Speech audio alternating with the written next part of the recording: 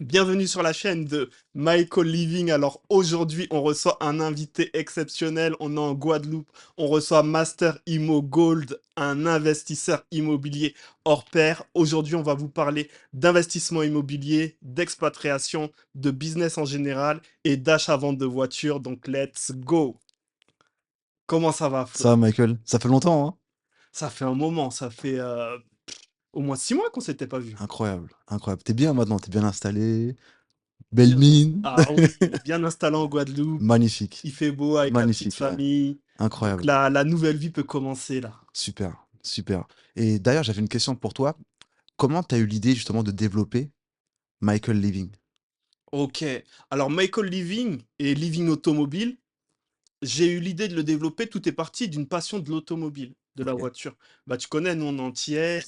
Donc tu vois, les voitures c'est important dans notre culture. Ok, D'ailleurs, moi j'ai une anecdote qui m'a marqué étant petit, étant plus jeune. J'ai un oncle à moi, quand il partait en vacances aux Antilles pour 2 mois, à quelques mois avant, il envoyait son BM. Il avait un incroyable. série 5. Ok, il Il anticipait. l'envoyait par bateau, il l'anticipait. Incroyable, Et comme ça, quand il arrivait, il descendait de l'avion, il allait au port, il récupérait son BM.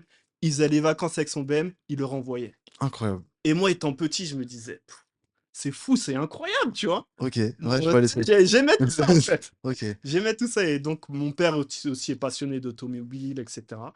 Donc, je me suis dit, à un moment donné, j'ai envie de travailler dans ce que j'aime. Faire, en fait, de ma passion mon métier. Et j'étais aussi employé pendant de nombreuses années. Tu vois, j'ai fait une carrière dans le biomédical en tant que commercial.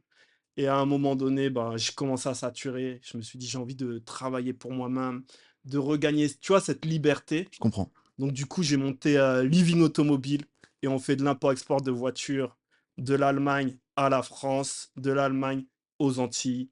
Voilà. Et ce qui m'a aussi choqué, c'est qu'en arrivant ici, j'ai vu que le prix des voitures était exagéré. Décorrélé par rapport à la valeur réelle? Bien sûr, c'est parfois des fois deux Fois deux. sur Ok. un véhicule. Waouh. Et je me suis dit, c'est exagéré qu'ils fassent ça aux Antilles, aux gens, tu vois. J'étais en concession Audi, Mercedes, Porsche, etc. Les prix, c'était exagéré par rapport au prix en Allemagne. Donc je me suis dit, il faut faire quelque chose. Et c'est pour ça que j'ai monté cette boîte. Et voilà, là, on a commencé l'activité, ça se passe bien, quoi. Magnifique. Franchement, c'est top. Comment tu te vois dans 5 ans? Dans 5 ans, alors je me vois une activité qui a bien grandi. Là, j'ai acheté un terrain, là, Ok. ici. Donc, je vois que villa terminée, Ok, tranquillement, ok, petite magnifique. piscine, Petite piscine, tu tout ce qu'il vois, faut. l'activité qui tourne bien, mon fils qui grandit bien. Et voilà, et développer aussi beaucoup les réseaux sociaux. Sûrement formation, il y a des formations qui arrivent bientôt. On me demande beaucoup, ça arrive bientôt, soyez patients. Pour pouvoir ben, former, éduquer, aider les autres aussi à grandir, qu'on puisse tous grandir ensemble, tu vois. Moi, j'ai vu ton parcours, je t'ai vu commencer. C'est incroyable, ouais, c'est Voilà, je vois aujourd'hui où t'en es, tu vois, plusieurs biens immobiliers, etc. là, officiellement, je prends le 8e le 4 mars à 14 heures, signature définitive. Mhm, Et en fait, ce qui était fou, c'est que moi, j'avais une vision. C'était juste pas une sorte de rêve, mais une pensée. Je voulais absolument mhm. être libre. Et cette liberté, il faut la monétiser. C'est-à-dire que tu peux pas être libre si t'as pas des revenus qui tombent directement. Quel business te permet de savoir en amont si tu vas gagner de l'argent ou pas? C'est l'immobilier. Pourquoi? Parce que ça reste un besoin primaire.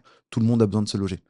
Et quand j'ai compris ça, je me suis dit, OK, comment je peux faire pour être suffisamment libre Mhm, pour pouvoir mettre de côté mon travail, soi-disant, et me concentrer sur ce que j'aime. Et en fait, j'ai vu ça dans la tête, mais sans forcément très bien le matérialiser. Et je me suis dit, bah, je vais commencer petit. Je commençais à prendre un bien, comprendre les process, puis un deuxième, un troisième, et je cherchais toujours à avoir un meilleur rendement. J'ai commencé par la location simple, mhm. ensuite j'ai fait de la colocation, j'ai vu que ça marchait bien, j'ai commencé par un immeuble, mais je me suis planté sur le local commercial, plein d'erreurs, incroyable. Mais je suis toujours là. Et donc je suis revenu sur la colocation, parce que je me suis dit, vu qu'il y a beaucoup de problèmes de finances et les gens n'ont pas forcément de l'argent pour investir ou ce genre de choses, si je pars sur un immeuble, je vais séduire que deux types de personnes. Mhm. Les investisseurs, mais rarement une famille. Donc, je préférais avoir quelque chose de beaucoup plus volatile. Donc, je me suis arrêté sur des appartements d'un budget entre 100 et 200 000 euros. Mhm. T2 transformé en T3, T3 transformé en T4. Et là, je peux attirer une famille ou des investisseurs. Donc, j'ai plus de possibilités en cas de revente future, si jamais je dois revendre. J'avais ça en tête. et Mmh. après j'ai mis le plan d'action et voilà, j'en suis là. OK. Et pour investir dans l'immobilier, est-ce que il faut forcément avoir beaucoup d'argent au départ? Non, non, non, non, tu peux commencer à partir de zéro, c'est pas une farce. Par contre, investir à partir de zéro ne veut pas dire sans capital. Faut bien le comprendre. Si tu as par exemple 20 000 de côté, Mmh. tu peux tout à fait tout faire financer parce que la banque se dit: «De toute manière, il a de l'argent sécurisé de côté». Maintenant, tu as zéro sur ton compte, tu veux tout emprunter, ça va être extrêmement difficile. Il faudra demander des dossiers en béton, une histoire magnifique, Mmh. pour de la RP ou pour de la location, peu importe, des chiffres très intéressants et que l'intermédiaire bancaire ait envie de travailler. S'il n'y a pas toutes ces conditions réunies, ça ne fonctionnera pas. Super. Moi, je me suis vraiment rendu compte que l'histoire, elle était importante. Quand tu vas voir le banquier pour emprunter de l'argent, l'histoire, elle est super importante. L'histoire que tu vas lui raconter. C'est incroyable. Ça peut passer d'un dossier qui passe Absolument. à un dossier qui passe pas si l'histoire, Absolument. elle est pas bonne. C'est fou, hein. Et j'avais un cas de figure justement quand j'avais accompagné mon premier client. Mmh. On cherchait justement à prendre un investissement locatif. Lui était locataire, il vivait chez ses parents, mais il avait une énorme capacité d'emprunt. Malheureusement, il ne pouvait pas forcément prendre en Île-de-France parce que le budget était trop restreint. OK. Donc, comme histoire qu'on a racontée, c'est qu'on a cherché à 45 minutes de là, Mmh. sur Reims par exemple. Donc Reims, Île-de-France, il y avait à peu près 1 heure et demie de voiture. Et qu'est-ce qu'on s'est dit? On s'est dit: «Tu vas le faire passer en RP parce que tu vas dire que justement en Île-de-France, tu as déjà 1 heure et demie de bouchon». OK. Quand tu fais par exemple un Cergy-Boissy, c'est 1 heure et demie de bouchon. Mmh. Donc factuellement, quand tu rentres chez toi le soir, lui était livreur. Donc il travaillait de nuit, donc il avait plus de temps pour rentrer chez lui tranquillement le soir. Donc il disait: «Bah, moi, soit je fais l'aller-retour la semaine, ou je Mmh. reste chez mes parents et le week-end, je rentre chez moi, me reposer». OK. L'histoire est belle, Voilà. cohérente et c'est passé. Et après, il a Mmh. changé d'avis. Finalement, on va faire de l'investissement locatif, Mais tu c'était vois? déjà acheté. Mais c'était déjà acheté. Mais j'ai juste changé d'avis dans l'histoire. OK. On a le droit de changer d'avis. Bien sûr. C'est pas fermé. Mmh. Donc faut juste se dire: «Si ça fonctionne pas comme ça, Mmh. qu'est-ce que je peux mettre en place pour que ça puisse fonctionner?» OK. Et voilà. Pour les gens, la RP, c'est la résidence principale. À savoir que quand vous faites un investissement bancaire, il est toujours plus facile d'acheter une résidence principale Oui, que d'acheter un bien pour faire du locatif. oui, La banque préfère que tu achètes une résidence principale, elle va te prêter plus d'argent et sur plus longtemps oui. que pour faire un investissement locatif. L'investissement locatif va recommander plusieurs paramètres. Est-ce que déjà la personne à qui je prête l'argent est en capacité de pouvoir le rembourser? Mmh. Est-ce que cette personne a déjà fait de l'argent sur les investissements? Est-ce qu'elle connaît les moyens financiers? Et est-ce qu'elle sait calculer un rendement, etc., une bonne affaire? Il y a beaucoup trop de paramètres pour elle, pour qu'elle puisse te prêter. En sachant qu'une RP, je vais vivre, je vais payer mon crédit, tout va bien. Donc c'est beaucoup plus souple pour elle et plus simple, Mmh. avec des conditions plus avantageuses. Parce que l'investissement locatif, il faut que la banque se dise: «OK, qu'est-ce qui se passe si jamais il ne paye pas le crédit? Qu'est-ce que j'ai comme garantie?»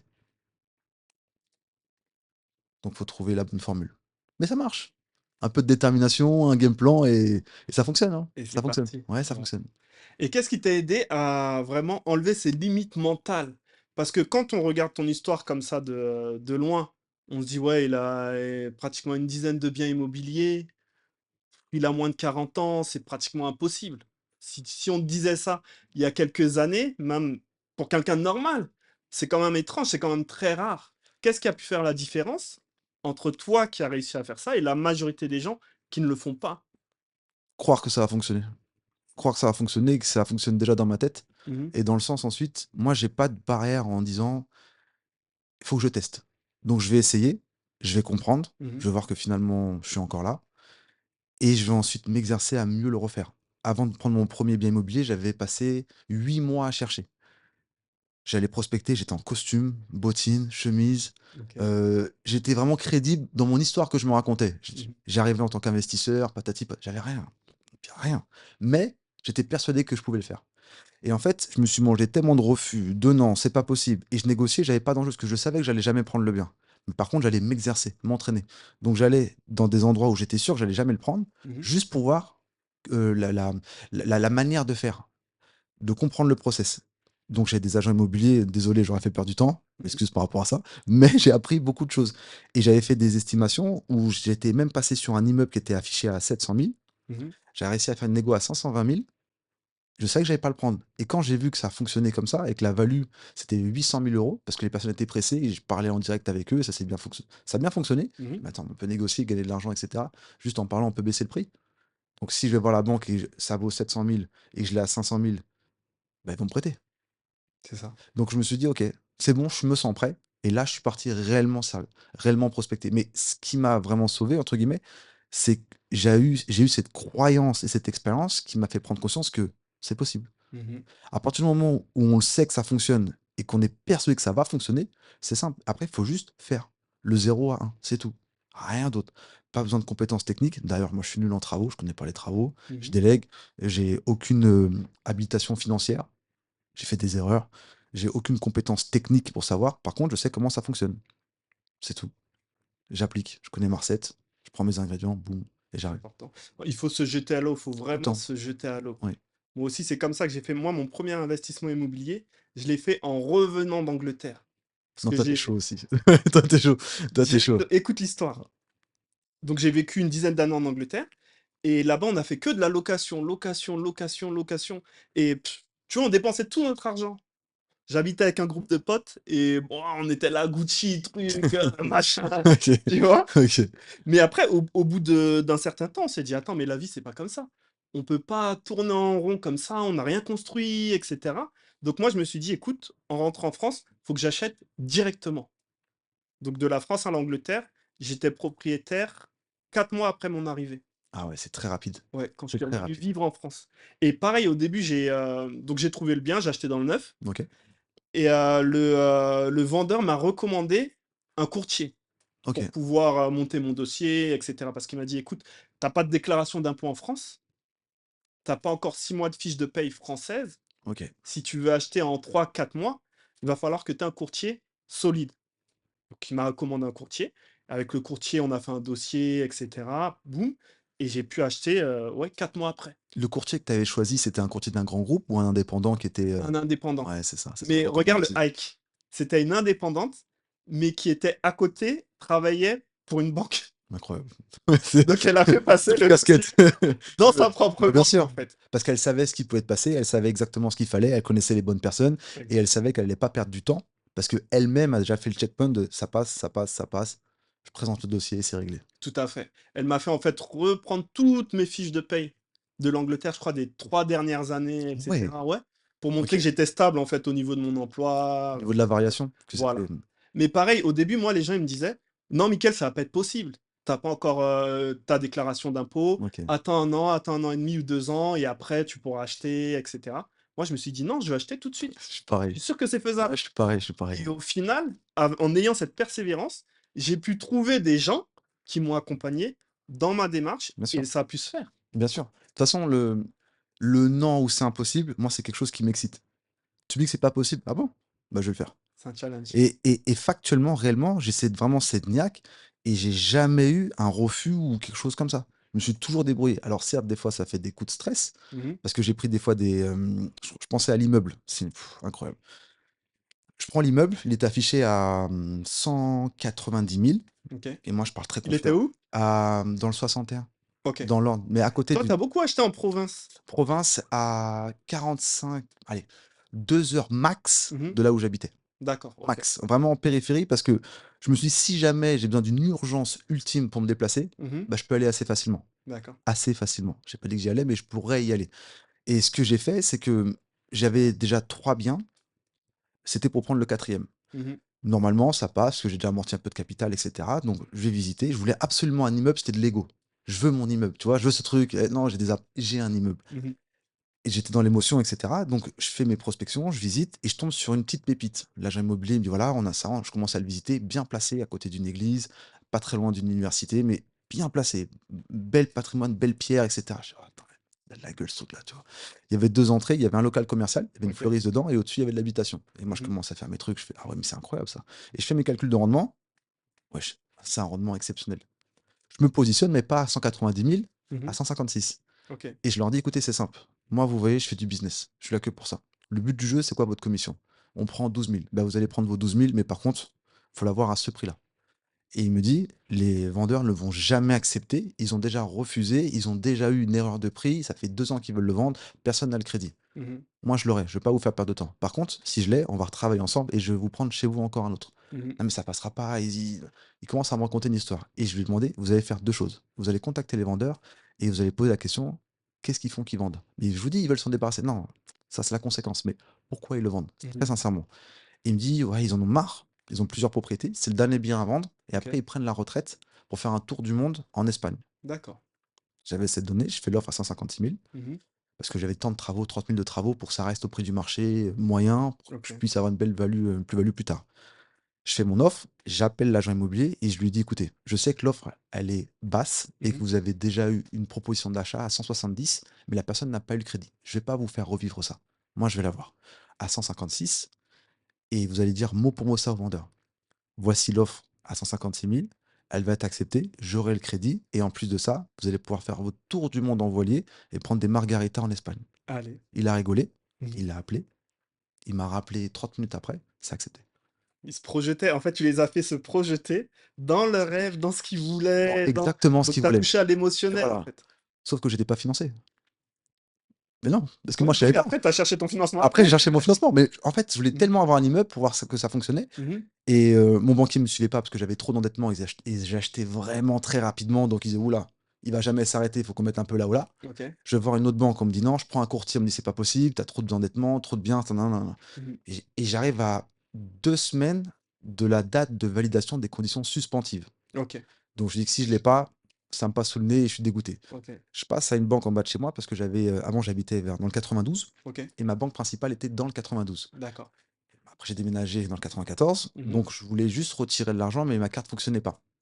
Je suis habillé avec un t-shirt Chelsea, maillot de foot, OK. Maître Ken 47 et un Allez. short. Et j'étais vraiment avec des petits chaussons. J'habite à côté de la maison, donc je Ah! descends. Et je vois une personne à l'accueil. Ah, monsieur, bonjour. Oui, voilà, je voudrais retirer de l'argent, mais ma carte fonctionne pas. Mais je vois que vous n'êtes pas chez nous. Non, non, mais ma banque principale est dans le 92, etc. Mais pourquoi vous la mettez pas ici? Bah, je la mettrai ici si vous arrivez à me financer, mais vous pouvez pas me financer. J'ai comment ça, on peut pas vous financer? Bah, j'ai demandé à mon banquier dans le 92, ils Mmh. peuvent pas. Attendez, asseyez-vous. C'est quoi le projet? Bah, c'est ça. Il- Vous avez 2 minutes? Oui. Je vais dans son bureau. Je OK. connais pas la personne, non, je sais pas qui c'est. Waouh! Il fait ces trucs. Moi, je vous finance, moi. Quoi? Waouh! Donc ça fait des mois et des mois, je suis en chemise, bien habillé, j'ai que des refus. OK. Là, je suis en short, maillot de foot Chelsea, le mec Mmh. me dit: «Il me finance». Incroyable. Incroyable. Donc il me fait un papier comme quoi c'est OK, parce que le gars, c'était le directeur adjoint de la banque et Waouh! mon dossier l'intéressait parce que j'avais du patrimoine, je pouvais OK. rapatrier le salaire, Mmh. je pouvais mettre un petit peu de capital de côté, ouvrir deux trois livrets et Et te cetera. gagner comme client, en fait, dans Exactement leur et branche. dans Donc ils son avaient un intérêt. exactement et dans son histoire, c'est qu'il disait: «On va pouvoir vous rapatrier du 92 parce Mmh. que vous habitez dans le 94. Donc historiquement, c'est Mmh. mieux que la relation soit chez nous plutôt que OK. chez eux». Bien sûr. Donc il a pu jouer de tout ça et il m'a dit: «Par contre, vous allez souscrire à internet, vous allez souscrire à ci, vous allez ouvrir un petit livret». J'ai tout ce que vous voulez. Mmh. Tout Ouais, tout ce que j'espère. vous voulez, il y a pas de souci, on va le faire comme ça et ça s'est fait comme ça. Mmh. Ça s'est fait comme ça. Donc en fait, même si tu vois que tu as pas forcément des accords tout de suite, lâche pas.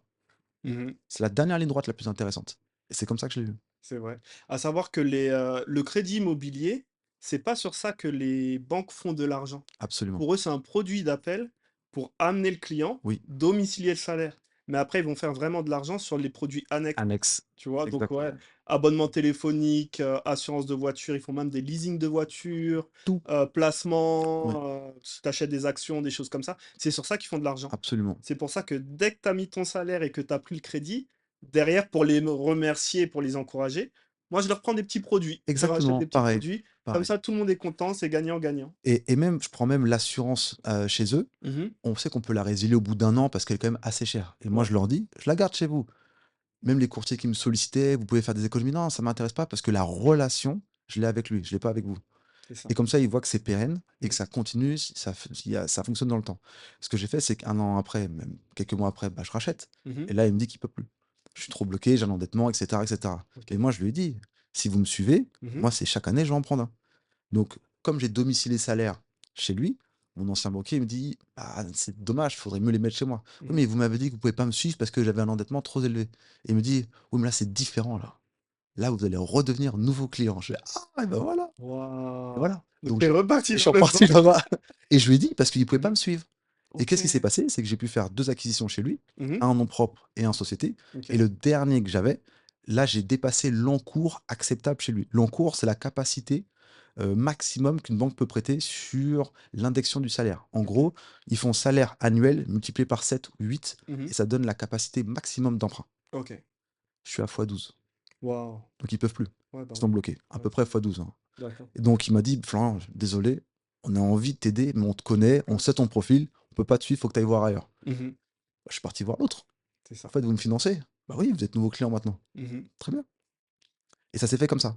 Mais toujours avec une bonne relation, avec chaque année des boîtes de chocolat, une Mmh. petite bouteille de champagne si besoin, OK. pour justement vous dire: «Les gars, je pars, c'est pas parce que je ne vous aime pas, c'est que vous pouvez pas me suivre. C'est pas Donc pareil». toi, tu as un vrai relationnel C'est le plus avec ton important, banquier? les 2. Cadeau, enfin avec tes banquiers? Oui, Cadeau, toujours, bouteille de champagne, boîte de toujours. chocolat et Et je cetera? vais même encore plus loin, quand ils me font un projet, je leur demande: «Est-ce que vous êtes en retard sur certains chiffres au niveau Mmh. des déplacements?» «Oui, on n'arrive pas à vendre, internet». Je le prends, OK. je le prends. Ah! Téléphone, je prends tout. Qu'est-ce qui te bloque? Une assurance vie? Je sais que les rendements, c'est pas terrible. Mmh. Fais ta souscription d'assurance vie. Parce que quand je vais demander un produit, qu'est-ce qu'ils vont dire? «Il a quoi chez nous?» «Il Bien a sûr, tout». Ben, on le suit. ouais. Plus tu as de produits dans la banque, plus tu es un client important Oui, et plus tu as des chances d'obtenir des ouais, nouveaux crédits, absolument. immobiliers pour acheter, pour investir et Tu joues le cetera. jeu. Là où la plupart des personnes, notamment pour la résidence principale, ils se Mmh. disent quoi? «Oui, on fait le crédit chez vous». Avec la loi, 1 an après, ils enlèvent tout. L'assurance habitation, Mmh. l'assurance voiture, l'assurance du crédit avec un courtier pour faire des économies. Mmh. La banque, elle a quand même de l'ego. Ouais, Alors: bien sûr. «Ah donc je t'ai ouvert un crédit, nin nin nin et maintenant tu pars 1 an après». Sauf qu'après quand ils vont revenir pour faire un autre placement? Ils Mmh. suivent pas. On sait ce que vous allez faire. Alors que si on regarde dans une optique, OK, ça me coûte plus cher, mais je suis pratiquement sûr de pouvoir être financé sur d'autres projets que j'aurais en tête. Mmh. Et on est clair dès le départ. Tu vois, par exemple, la doublette, moi je l'ai jamais faite. J'aurais Mmh. pu lever beaucoup de dettes d'un coup en Mmh. prenant 2 dossiers simultanément, OK. mais j'ai jamais fait. Je dis expliqué, voilà, chaque année, je vais en prendre un de tel type de disposition. Vous connaissez mes chiffres, vous avez mes rendements, vous savez que ça fonctionne. Et ils ont aussi une chose à prendre en compte, c'est si tu fais personne seul plus de 100 000 € de Mmh. CA, de revenus CA, peu importe, et tu rentres dans une catégorisation très importante pour la banque. Tu es important pour eux. Par contre, ça dépend où la banque se trouve. Si tu es à Paris, 100 000 € t'intéresse personne. Tout le monde les fait. Les grosses têtes Ouais, le bien font. sûr, ouais. Si tu vas dans un organisme qui est dans une ville assez petite, 30 000 habitants Mmh. ou plus ou moins, et tu fais 100 000 € de CA, revenus et loyers, là, ils se disent: «Tu deviens gold». C'est en fonction des critères Mmh. et là, tu as tous les feux qui sont ouverts. Parce qu'ils estiment avec ta capacité de revenus, Mmh. tu peux ouvrir plus de placements. Donc on a tout intérêt à te suivre. D'accord, OK. Donc il vaut mieux être un gros client dans une petite agence, dans une Absolument, petite ville, absolument. qu'un client normal dans une grosse ville et une grosse Exactement. agence. Parce que Ouais. la personne va se dire: «Ton dossier, il est pas exceptionnel, j'en vois tous les jours des comme ça». Mmh. Et je me rappelle quand j'avais fait mon tout premier dossier, de financement, Mmh. le banquier qui était en face de moi, il avait regardé ça, il m'a dit: «Mais j'ai jamais vu ça de ma vie. Vous avez tout pensé. C'est je vous suis, c'est bon, Monter c'est bon». aussi. OK.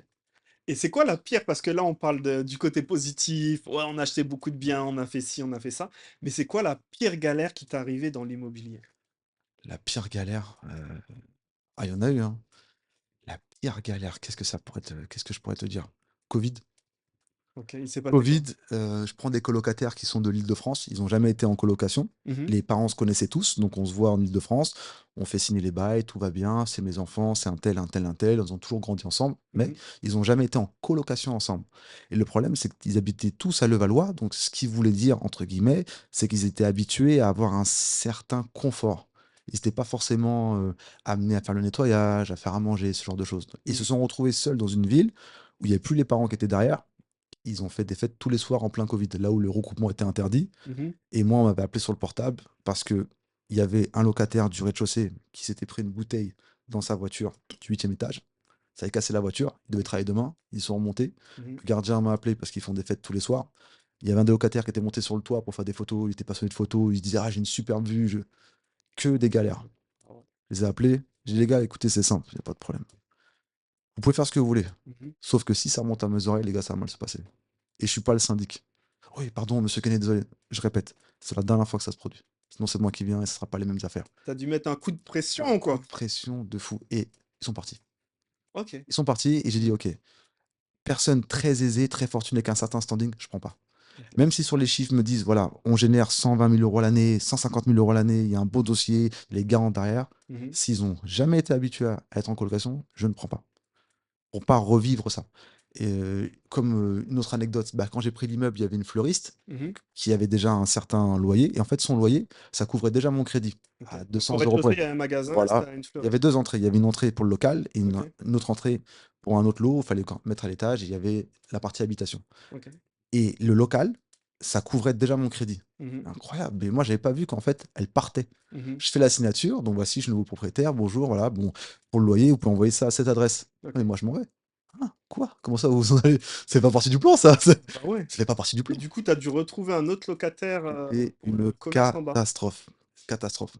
Parce que dans des villes où il y a pas trop d'habitation, de commerce, c'est Mmh. très difficile d'avoir un commerce qui perdure. D'accord. Donc j'ai fait pas mal d'erreurs dessus et les locales commerciales, c'est très spécifique, ça dépend du produit qu'il y a derrière, du service D'accord. qu'il y a derrière. Mmh. Et je voulais pas faire de restauration parce que j'étais pas forcément à l'aise. Et là, j'ai changé toute ma stratégie pour pouvoir justement revoir les critères de sélection pour pouvoir le louer. Parce qu'entre-temps, j'ai eu 3 locataires, Mmh. un qui est parti au bout de 8 mois, un autre qui est parti au bout de 4 mois, et c'était des mauvaises gestions. OK. Donc, Donc toi, tu dirais que les locaux commerciaux, c'est plus compliqué et moins bien que, loger en fait, je vais te les donner, gens un- tout je vais te simplement? donner une stat. Mmh. J'ai 100% de loyer payé en habitation, Mmh. j'ai 100% de loyer impayé en local commercial. OK. Ah ouais. Et j'ai un local commercial. C'est pas mon truc. Mais en Mmh. fait, j'ai compris que la vraie sélection se fait pas forcément au produit, Mmh. elle se fait aux documents que tu as signés. Par exemple, moi, je suis passé par une agence qui n'y connaissait rien non plus. Mmh. Vu que moi, je connais pas, je fais confiance. Première erreur. Tu peux pas déléguer ce que tu ne connais pas. Donc, j'aurais dû me renseigner sur, OK, si on signe avec l'agence qui ne connaît pas non plus, autant se faire signer chez le notaire, un Mmh. bail notarié, OK. avec motif de clause qui dit, si jamais tu payes pas au bout d'un mois, on peut te soulever. OK. Parce que le notaire a cette figure d'autorité de faire appliquer la loi. Mmh. En habitation, tu as les garanties, les assurances, et cetera, et cetera. Et j'ai jamais eu d'impayé. J'ai eu des petits retards, Mmh. 5, 6 jours, mais j'ai toujours eu mon règlement. Par contre, local commercial, vu que je connais pas forcément le business, comment ça fonctionne, comment je regarde le bilan, bah, j'ai fait des erreurs dessus. Bien sûr, ça m'a pas non plus pris beaucoup de finances parce que les autres loyers couvraient cette Bien perte. sûr. Mmh. Mais si j'avais en plus un bon locataire dessus, bah, j'aurais encore un meilleur rendement. C'est D'accord. pour ça que j'étais pas trop stressé, parce que justement le fait d'avoir diversifié dans le même type d'activité, Mmh. ça pouvait compenser un retard en moins de loyer ou autre. Pour moi, c'était la grosse galère parce que fallait comprendre, fallait faire des allers-retours, fallait contacter des huissiers, etc., etc. Mmh. Ça m'a pris la tête. Mais j'ai compris, j'ai appris pas mal de choses et je suis encore là. Pour moi, c'était ça les gros enjeux. Maintenant, Mmh. ça roule, c'est OK. c'est simple à faire. Mais OK. toi aussi, hein, t'as une histoire assez similaire, peut-être même pire que moi, je dirais. Et une histoire terrible, Terrible, hein. une histoire Terrible, terrifiante. terrible, terrible. C'est Parce que ce qu'il faut savoir, quand tu fais du business en général, il y a des coups tu vas gagner, il oui, y a des coups tu vas perdre. Et ça fait partie du chemin, ça fait partie du cheminement. Vous n'avez pas tout le temps gagné, tout se passe toujours bien, il y a c'est pas faux, d'accro. c'est Ça, faux. c'est faux, C'est c'est un utopique, rêve. c'est Dans la utopique. réalité, tu vas faire des erreurs, tu vas avoir des imprévus, tu vas apprendre de ça va te renforcer et ça va te faire grandir. Moi, ce qui m'est arrivé, la pire galère que j'ai eue, j'ai acheté un appartement aux enchères. Donc, tout se passe bien. En fait, on avait déjà un appartement dans la copropriété. Et un jour, j'arrive à la maison le soir et je vois que dans le hall d'entrée, il y a une affiche qui dit que un des F4 de la copropriété est à vendre et qui va passer aux enchères dans un mois. Maintenant, il y a marqué le numéro de l'appartement. Et cet appartement-là, moi, je connaissais les locataires de vue. D'accord, On se connaissait de vue. Parce qu'en fait, il y a des parkings souterrains. OK. Et moi, je me garais toujours sur une place de parking. Parce que j'avais plusieurs parkings et il y avait d'autres voitures, etc. Donc, je me garais sur une place qui n'était pas la mienne.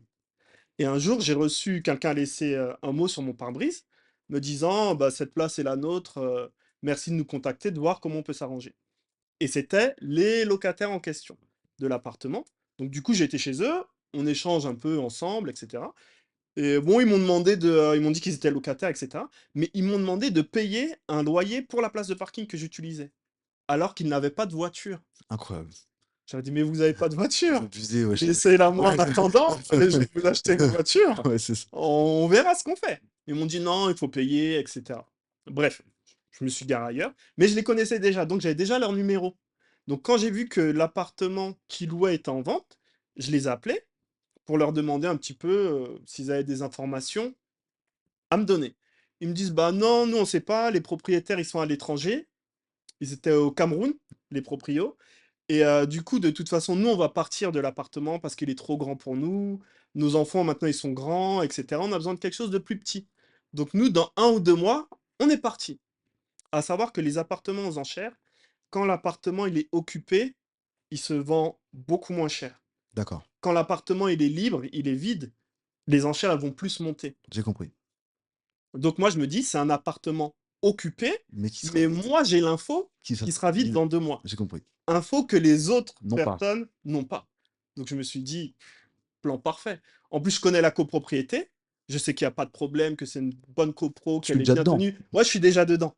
Donc je me suis dit, plan parfait, 10 sur 10, on y va, j'en parle à ma femme et tout. Elle me dit, ouais, pas de problème et tout, Let's go. on y va. Donc du coup, je dis à cette locataire-là, ben écoutez, nous, on va se positionner pour les enchères. On verra comment ça se passe. Pour les enchères immobilières, il faut prendre un avocat. Donc, je recrute un avocat, enfin, je contacte un avocat, il part aux enchères, etc. On remporte l'enchère. Suite à ça, on va donc voir cette dame et on lui dit, bah écoutez, c'est nous qui avons remporté l'enchère, donc on est les nouveaux propriétaires.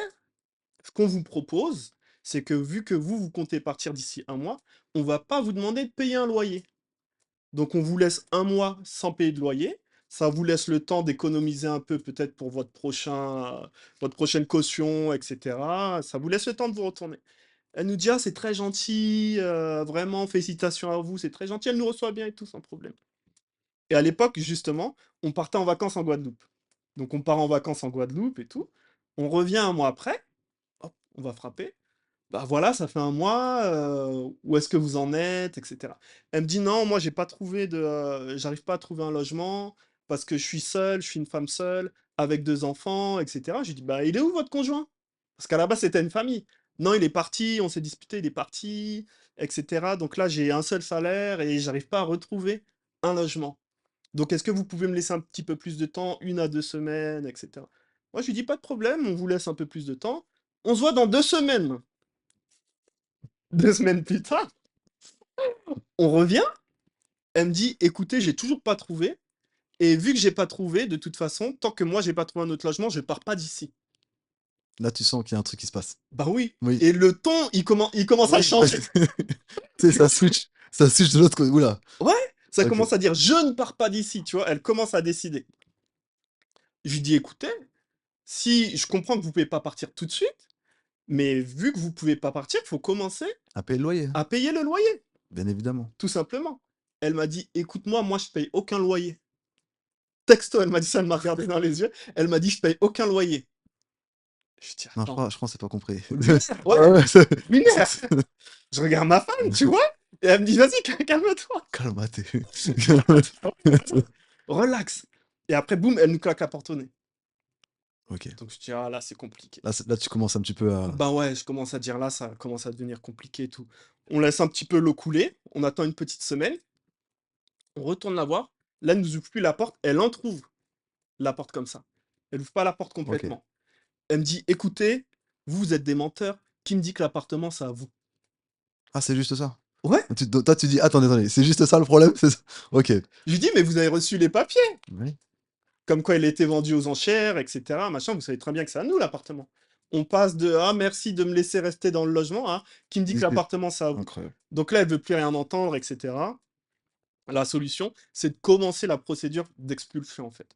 Donc on commence la procédure d'expulsion, on part au tribunal et il se trouve que son conjoint, cette dame-là, il était avocat. Donc maintenant, lui, il arrive au tribunal et il se défend tout seul. Il prend pas d'avocat. Nous, on avait un avocat. Lui, il se défend tout seul et tout.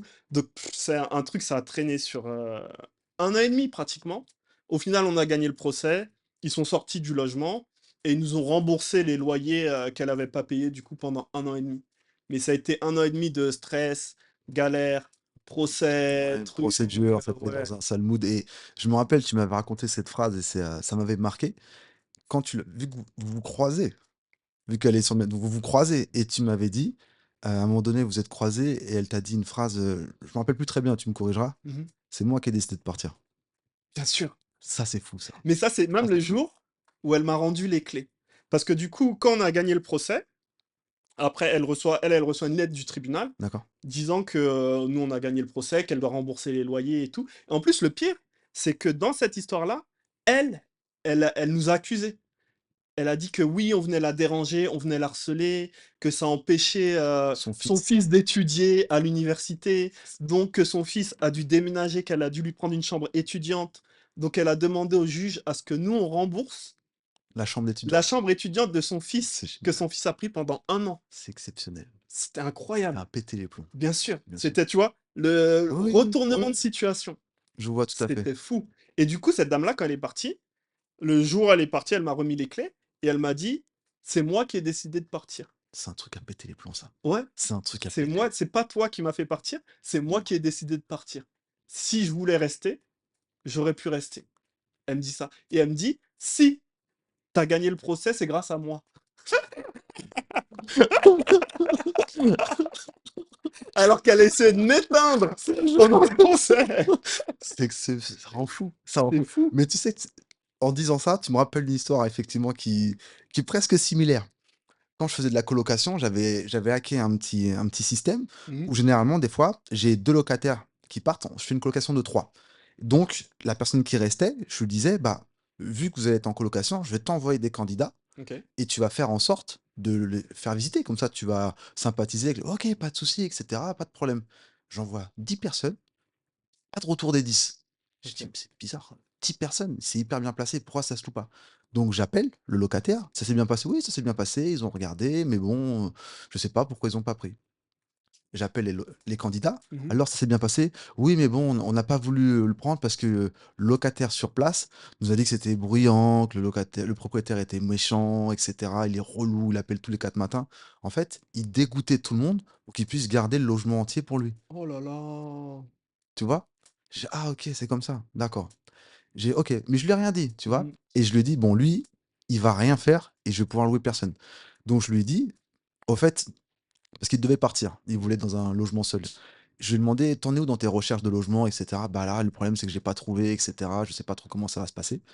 Mais je pars dans 1 mois ou 2 mois», quelque chose comme ça. Mhm. Donc officiellement, il devait partir. Mais il m'a jamais envoyé la lettre de départ. D'accord. Il m'avait dit qu'il partait, mais il m'a rien envoyé. Mhm. Donc moi, ce que j'ai fait, c'est que j'ai booké des gens sur internet pour qu'ils puissent rentrer directement. 2 personnes. Ok. Un, c'est officiel et l'autre qui est censé partir. Mhm. Et entre temps, j'ai une troisième personne qui va arriver pile poil, pour le remplacer. Mhm. Tout est bien, donc tout est réservé et cetera. Elle devait rentrer le 20 et lui devait partir le 10. Ok. Donc le 10, le 1er du mois, je l'appelle: «Alors, tu en es où? C'est bon, tu vas partir?» «Non, en fait, finalement, je crois que je vais rester». Je fais: «Comment ça, tu vas rester?» «J'ai pas trouvé, donc non, non, je vais rester. J'envoie rien». Mhm. Sauf que moi, j'ai quelqu'un qui doit arriver. Ok. Je peux pas faire de surbooking. Bien sûr. Parce que si tu fais ça, la personne avec le bail, elle peut te dire: «Bah, tu payes mon logement, Bien tu me sûr. loues, que Ouais. c'est ta responsabilité». Donc j'appelle la personne en disant que j'ai un problème, la personne n'est pas encore partie. Elle dit: «Monsieur, j'ai fait un bail avec vous, c'est pas mon problème ça».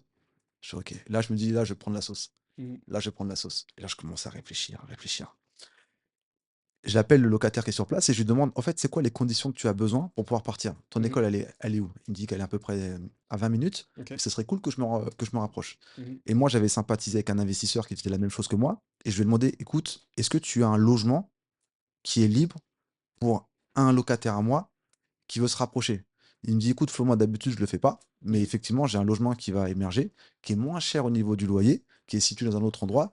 Propose-lui, je t'envoie l'annonce et tu me dis». Je lui envoie l'annonce, il me dit: «Ah c'est génial, c'est exactement ce que je cherche et cetera et cetera. Mhm. Ce serait top». Donc finalement lui il part, mais la mère, pour l'enfant qui devait venir, elle a pris peur, donc Mhm. elle a annulé le bail. Ok. Donc moi je me trouve avec un loyer en moins. Ok. Coup de chance, c'était la bonne période, donc j'ai réussi à le relouer. Mais la période de stress que j'ai eue en me disant: Mhm. «Mais monsieur, c'est pas mon problème, j'ai un bail avec vous». Mhm. Et moi, je suis novice, parce que c'est la première fois que je faisais de la colocation. Mhm. Je dis: «OK, d'accord, là, je vais prendre la sauce».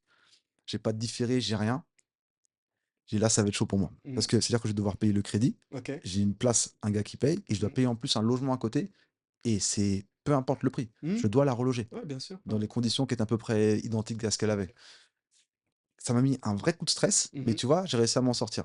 C'était assez rapide. Mhm. Mais c'est vrai que pour le coup, tu dors mal. Mais toi, ce que tu as vécu en te regardant droit dans les yeux, c'est moi qui ai décidé de partir, Mhm. tu pas gagné, c'est un coup à péter les plombs. C'est fou. C'est de l'humain, donc c'est un coup à péter les plombs, ouais. franchement, cette femme-là, elle a essayé de nous pousser à bout. Oui, c'est C'est ça, ce qu'elle m'a c'est dit, c'est meuf. ça, c'est ça. Parce que ce qui était fou, c'est que vu qu'on avait un appartement dans la même copropriété, et elle savait que j'étais propriétaire, qu'on était propriétaire des 2 appartements. Un jour, elle m'a dit: «Mais c'est pas comme si vous en avez besoin de l'appartement, C'est vous avez déjà un deuxième Est-ce appartement». qu'elle avait pas plutôt la pas l elle serait pas plutôt jalouse, un truc comme ça, non? Tu sais pas? Je sais pas, en fait, les gens, ils ont des idées reçues, ils se disent: «Si tu as plusieurs biens immobiliers et Tu cetera, pas besoin. c'est que ouais, tu es riche, Ouais, ouais, tu pas besoin et déjà toi, tu as plus de chances que moi, donc si moi je paie pas le loyer, c'est pas grave». Or que ça n'a rien à voir, c'est pas corrélé. bien C'est sûr, pas parce que, j'ai plusieurs biens immobiliers que tu dois pas payer le loyer, je comprends, tu vois? je Et elle me dit: comprends. «Mais c'est pas comme si tu en as besoin, toi, tu es déjà bien logé». Tu abuses quand même, attends, tu me réclames le loyer, Alors que la personne, elle se doute pas des sacrifices que toi, tu as fait mais là où pour je pouvoir obtenir ce bien immobilier-là, en plus des risques que tu as absolument pris, et et cetera. mais tu sais ce qui me rend fou, c'est qu'en fait, quand tu as cette histoire-là, moi ça peut m'arriver, mais le logement il est loin. Mmh. Toi, tu es dans la même copro et tu vois la personne, tu peux la croiser. Tu vois? Tu prends On se ton croise. courrier, Ascenseur, c'est ça. courrier. Vous montez au 5e, ouais, c'est ça, tu vois? C'est à quoi péter les plombs. C'est C'est à délicat. quoi En fait, péter les plombs. faut vraiment prendre sur soi Oui, et ça m'a appris, la patience, la résilience aussi. la Ouais. résilience et la maîtrise de soi, tu vois? Parce que je vous mens pas, des fois, tu as des idées qui vont te passer par la Oui, je tête. sais, je Par exemple, sais. j'ai un ami à moi, tu vois? J'ai un ami à moi, un bon pote à moi, il me dit un jour: «Non, ton histoire, elle est invraisemblable», tu vois? Il me dit: «Écoute, moi, je connais une équipe d'Albanais». Ah non, j'allais dire pays de l'Est aussi, j'allais dire Tu vois? Coucou aux Albanais. ils Il prennent m'a pas dit: très cher Ils vont te régler», ouais, et pas très tu cher. leur donnes un billet, Un petit ils billet. vont te régler la situation. Mais au final, tu vois, heureusement qu'on n'est pas parti dans des travers comme ça. Parce que vu que le cas, il est parti au tribunal Oui, et que déjà cette femme-là, elle m'accusait, tu vois, je comprends. de, la harceler et cetera, machin. T'imagines si on avait envoyé des Albanais? Les Allemands. Bah oui, là Non, mais là, j'aurais été à Fleury Méragis, tu vois? non, c'est Donc en fou. fait, quel que soit ce qu'on vous fait, faut rester toujours calme. Moi, j'ai la foi en Dieu. Mettez toujours votre foi en Dieu et dites-vous toujours que Dieu, il va vous aider à trouver une solution et il va débloquer le truc, le problème, tu vois? Faut être patient, en fait, C'est dans la vrai, vie. c'est vrai. La patience, c'est important. Tu sais que j'ai un ami à qui c'est arrivé, pas dans la même configuration, c'était avec son artisan pour les travaux. Mmh. La société était exceptionnelle, il y avait aucun retard de chantier, toujours dans les délais, du bon matériel. Sauf que la présidence de cette personne est partie en retraite et c'est son fils qui a repris. OK. Il connaissait rien en finance, il connaissait rien en budget et lui, il l'avait choisi parce qu'elle avait bonne réputation, sans savoir que c'est son fils qui a repris Mmh. et au moment de faire les travaux, au bout d'1 mois, il vient plus. Mais ce qu'il faut savoir, c'est quand tu as engagé un artisan, si tu passes par un autre artisan, le premier peut te dire: «Bah, faut que tu me payes». Parce qu'il Mmh. peut dire: «Bah, c'est moi qui ai fait les travaux». Parce que tu as signé un contrat avec lui, un deal avec lui. Et lui, il s'est dit que ce gars-là, en faisant ses recherches, Ouais, il mettait des rodkas à tout le monde. Parce que sa femme était avocate et elle connaît extrêmement bien la loi, c'est fou. tu vois? Et il s'est dit: «Bon, lui, il voulait pas prendre la foudre». Il dit: Mmh. «C'est très simple, je vais enquêter sur lui». OK. Donc, il a suivi, Mmh. il a regardé où c'est que sa femme travaillait, OK. où c'est que ses enfants allaient à l'école, Mmh. quelle plaque de sa femme elle avait, et cetera, à quelle heure elle cherchait, et cetera. Entendre le prénom de sa femme, Mmh. le nom de sa fille. OK. 1 mois après, il le convoque pour écoute, tranquillement, reviens juste dans le logement, faut qu'on discute tranquillement. Il va avec un pote à lui, il rentre dans le logement, il dit écoute, je comprends que tu veux plus faire les travaux, d'accord, bah, ce que tu vas faire, on en reste là, Mmh. mais tu me signes le papier comme quoi tu pourras plus jamais refaire les travaux. Il dit non, je signe pas le papier. Je vais te demander gentiment de signer le papier, et tout s'arrête là, etc. Non, non, parce que je vais pouvoir faire les travaux, mais là je peux pas, mais je vais les faire. Il Mmh. savait qu'il mentait parce qu'il a eu de la data en disant qu'il finit aucun chantier. OK. Il était sûr? Oui, je suis sûr. Ok. Il ferme le logement. Mmh. Il ferme les volets. C'était des stores, Ouais, comme ça. vite. Il ferme. «Comment va ta femme?» «Véronique, c'est ça? Ta Waouh! fille a 6 ans? Juliette? 16h30, elle sort de la sortie? OK. Pense à les appeler un petit peu, ce serait intéressant». Voilà. Le mec est devenu rouge, Ah bah devenu oui. fou. Il est devenu fou. «Écoute, c'est simple, tu sais pas qui je suis, mais si tu veux qu'on aille loin, on peut aller très, très loin». Et là, il a commencé à flipper Bah oui. comme pas possible. Il a signé le document en Ouais. moins de 2, Merci. moins de Au 2. revoir. Au revoir. Mais les travaux, c'est quelque chose, hein. Franchement.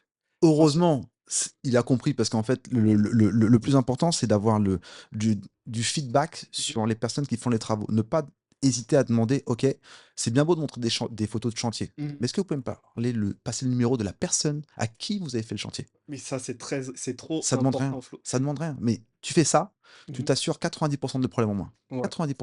Parce que ce que les gens ne savent pas, c'est que dans les travaux, il y a tellement de problèmes avec les sociétés, les artisans, il y a tellement de problématiques. Moi, j'ai une anecdote, elle est complètement folle.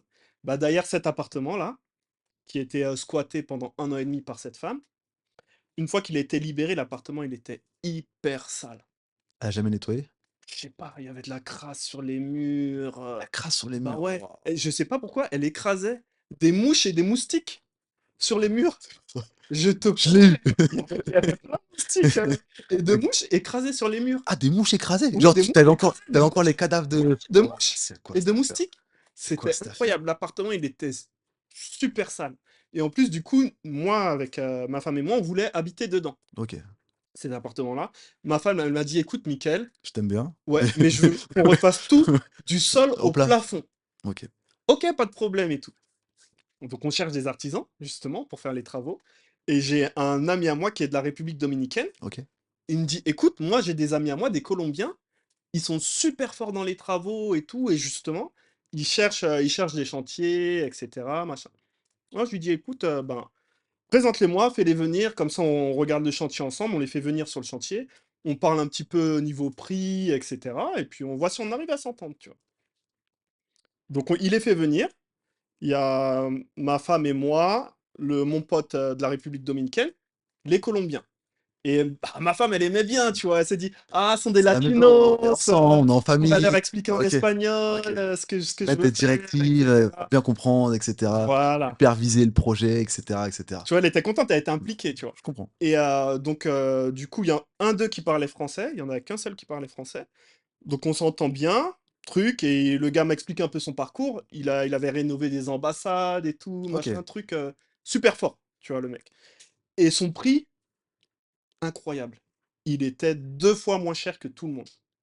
Tous les autres devis qu'on avait fait avant et tout, donc on se dit: «Bingo, l'équipe de Colombiens». Par contre, les gars nous demandent: «Bah, écoute, voilà, ce sera en liquide, voilà, il y aura pas de facture, machin, truc, c'est en coup de main». OK. «OK, d'accord, tranquille et tout, ils sont pas chers, Il y aura pas de reçu. il y aura pas de reçu». Donc boum, on leur donne les clés, les OK. travaux commencent et tout, ils bossent bien.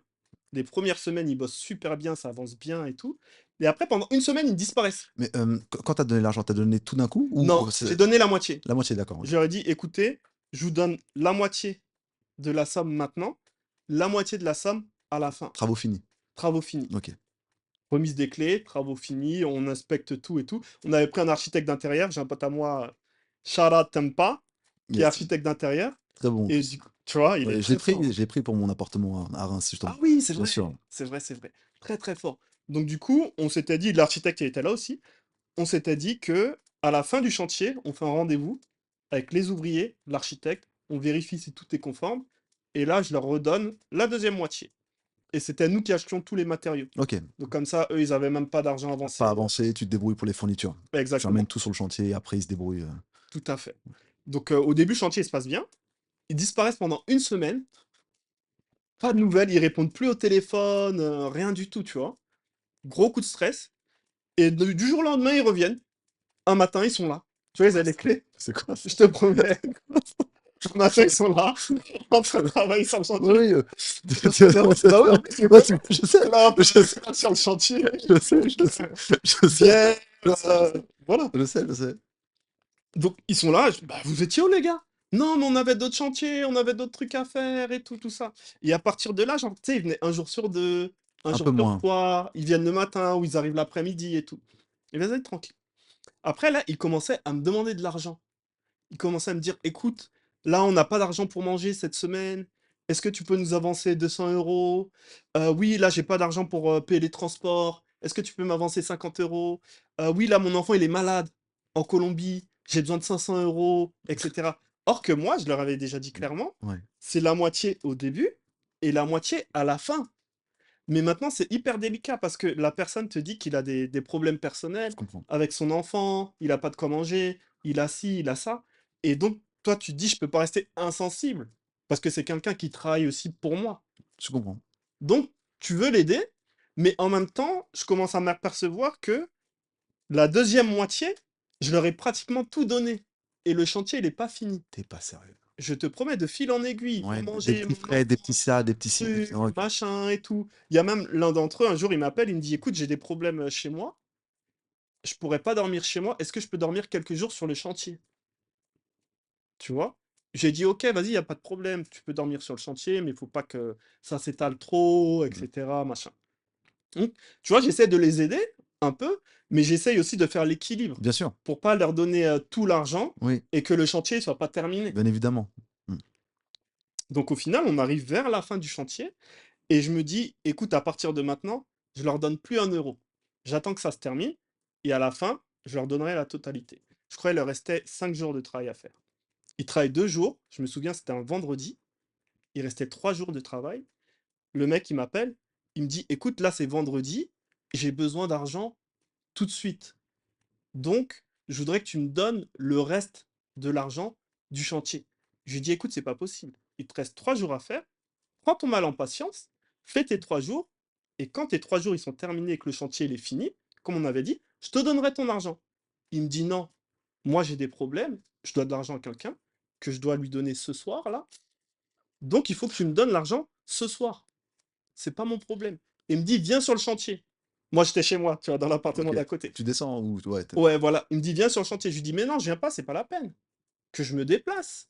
Parce que je sais que le chantier, il est pas terminé et je vais pas te donner l'argent. Termine ton travail». On avait parlé au début, on a une parole, tu as une parole, j'ai une parole, on se tient à notre parole. Le gars, il commence à me dire: «Écoute, si tu viens pas tout de suite me donner l'argent, j'ai un marteau dans la main, je casse tout dans mais la c'est maison. quoi ces affaires? Je casse tout sur le chantier». C'est quoi ces affaires? Oh, il criait au téléphone: «Je vais tout casser!»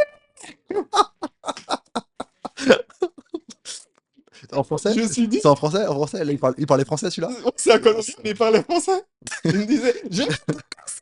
J'ai pas touché au tu sais, c'était c'est dans le même esprit. Non, mais là, on Ouais, ouais, rigole, ouais, mais c'était pas drôle. Je comprends. mais gros coup de chaud! Oui, oui, ouais, mais ça va se finir quand cette affaire? Bah oui! Oui, Je me oui. suis dit: «Mais cet Oh, appartement-là, oui.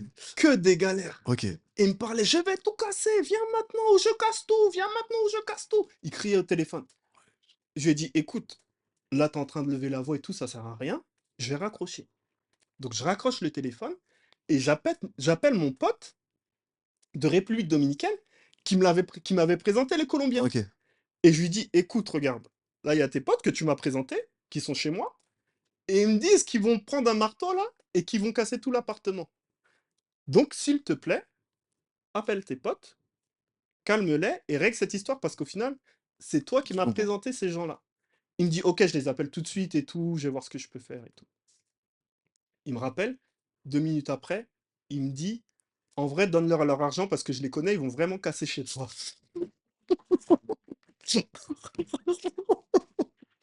Je me suis dit: «On est où là? On est où?» C'est une Tu phase me de ouf. présentes des gens, C'est une phase je de te ouf. demande C'est une phase de de fou. régler le Bien problème sûr, bien sûr. et toi tu me dis: «Ils vont je les connais, ils Et vont vraiment tout casser chez toi, donc donne-leur leur argent». Mais maintenant, c'était quand même une grosse somme. On est vendredi soir, faut la sortir. la banque elle est fermée, Bien sûr. faut la sortir. Mmh.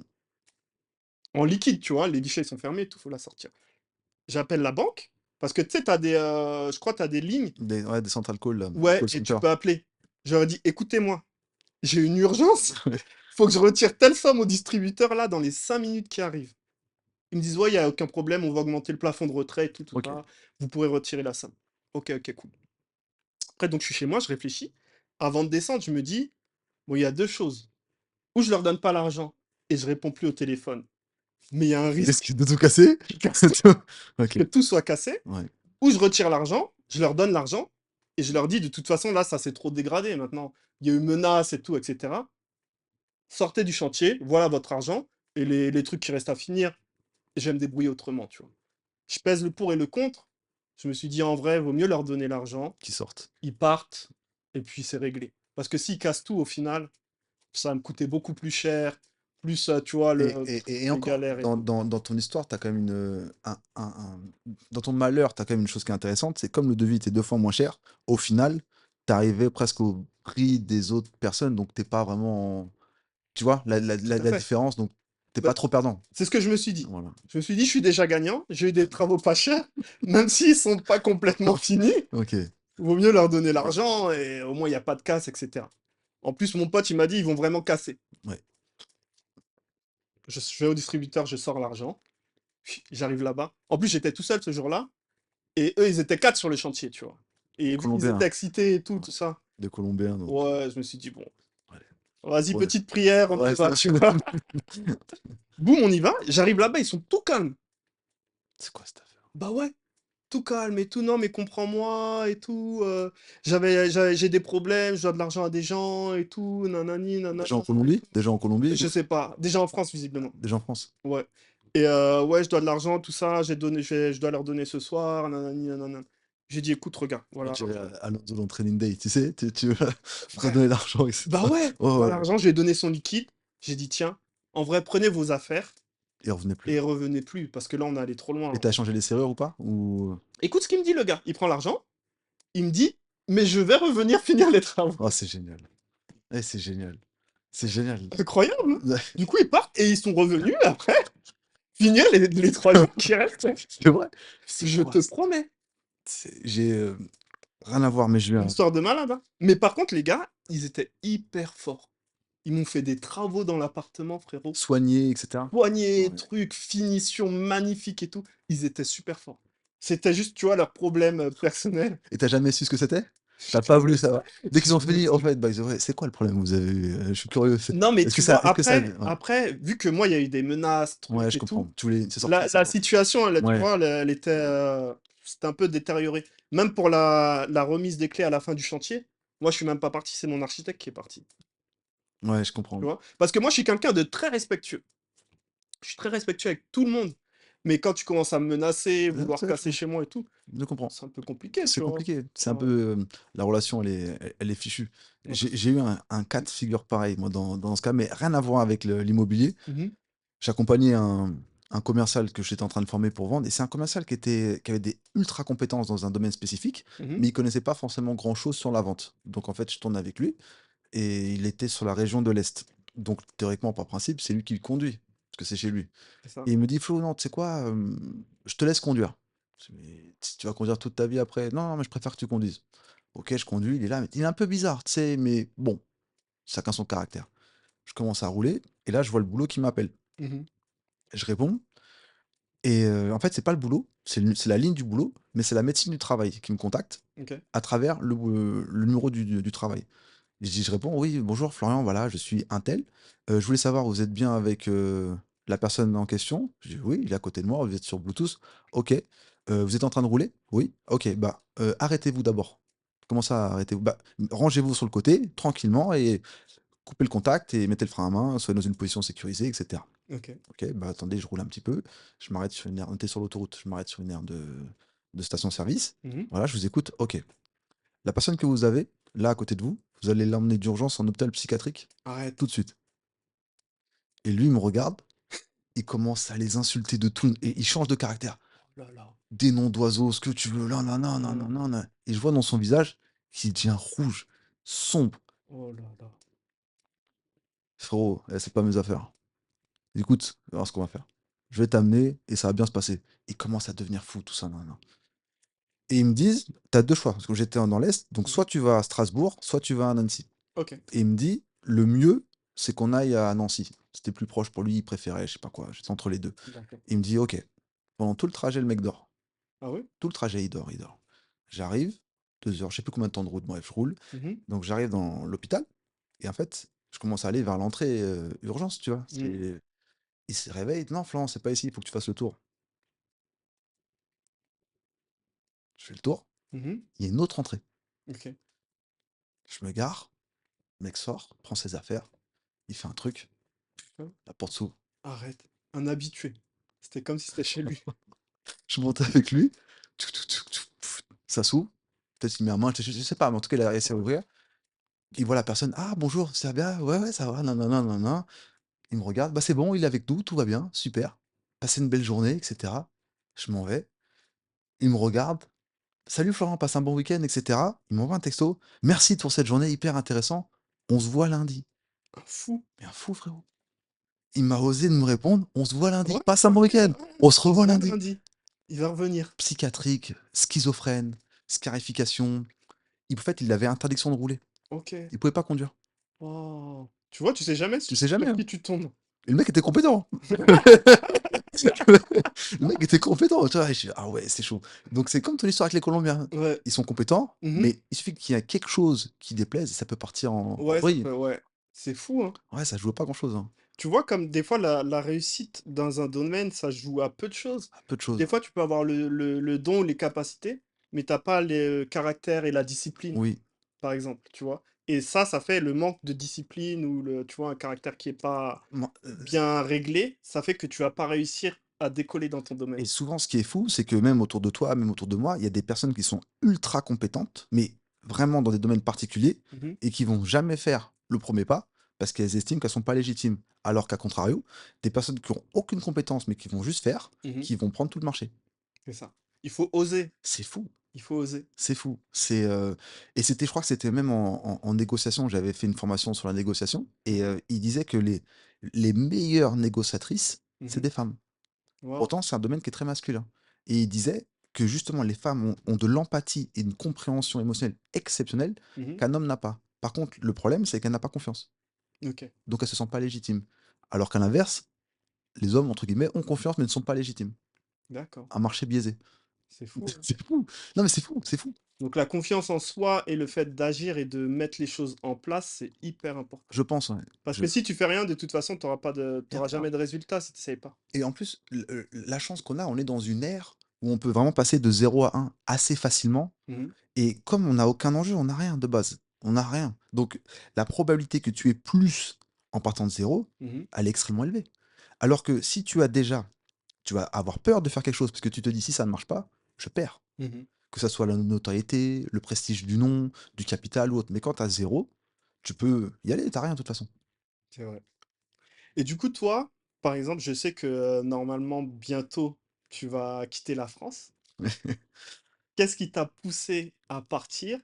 Et pourquoi la destination? Tu vas nous dire un petit peu ta destination. Pourquoi tu as choisi cette destination-là?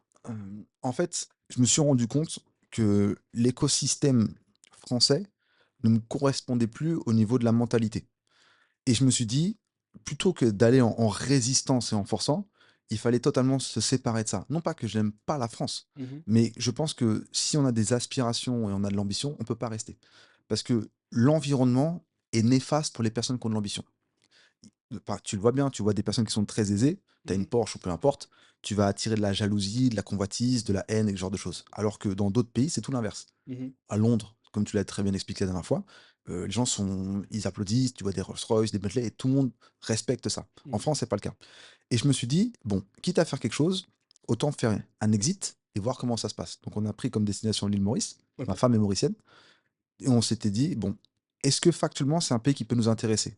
Je suis antillais, j'aime les îles, j'aime la mer. L'île Maurice, j'ai les îles, j'ai la mer. Il parle français, il Mmh. parle anglais, j'ai besoin de me développer en anglais.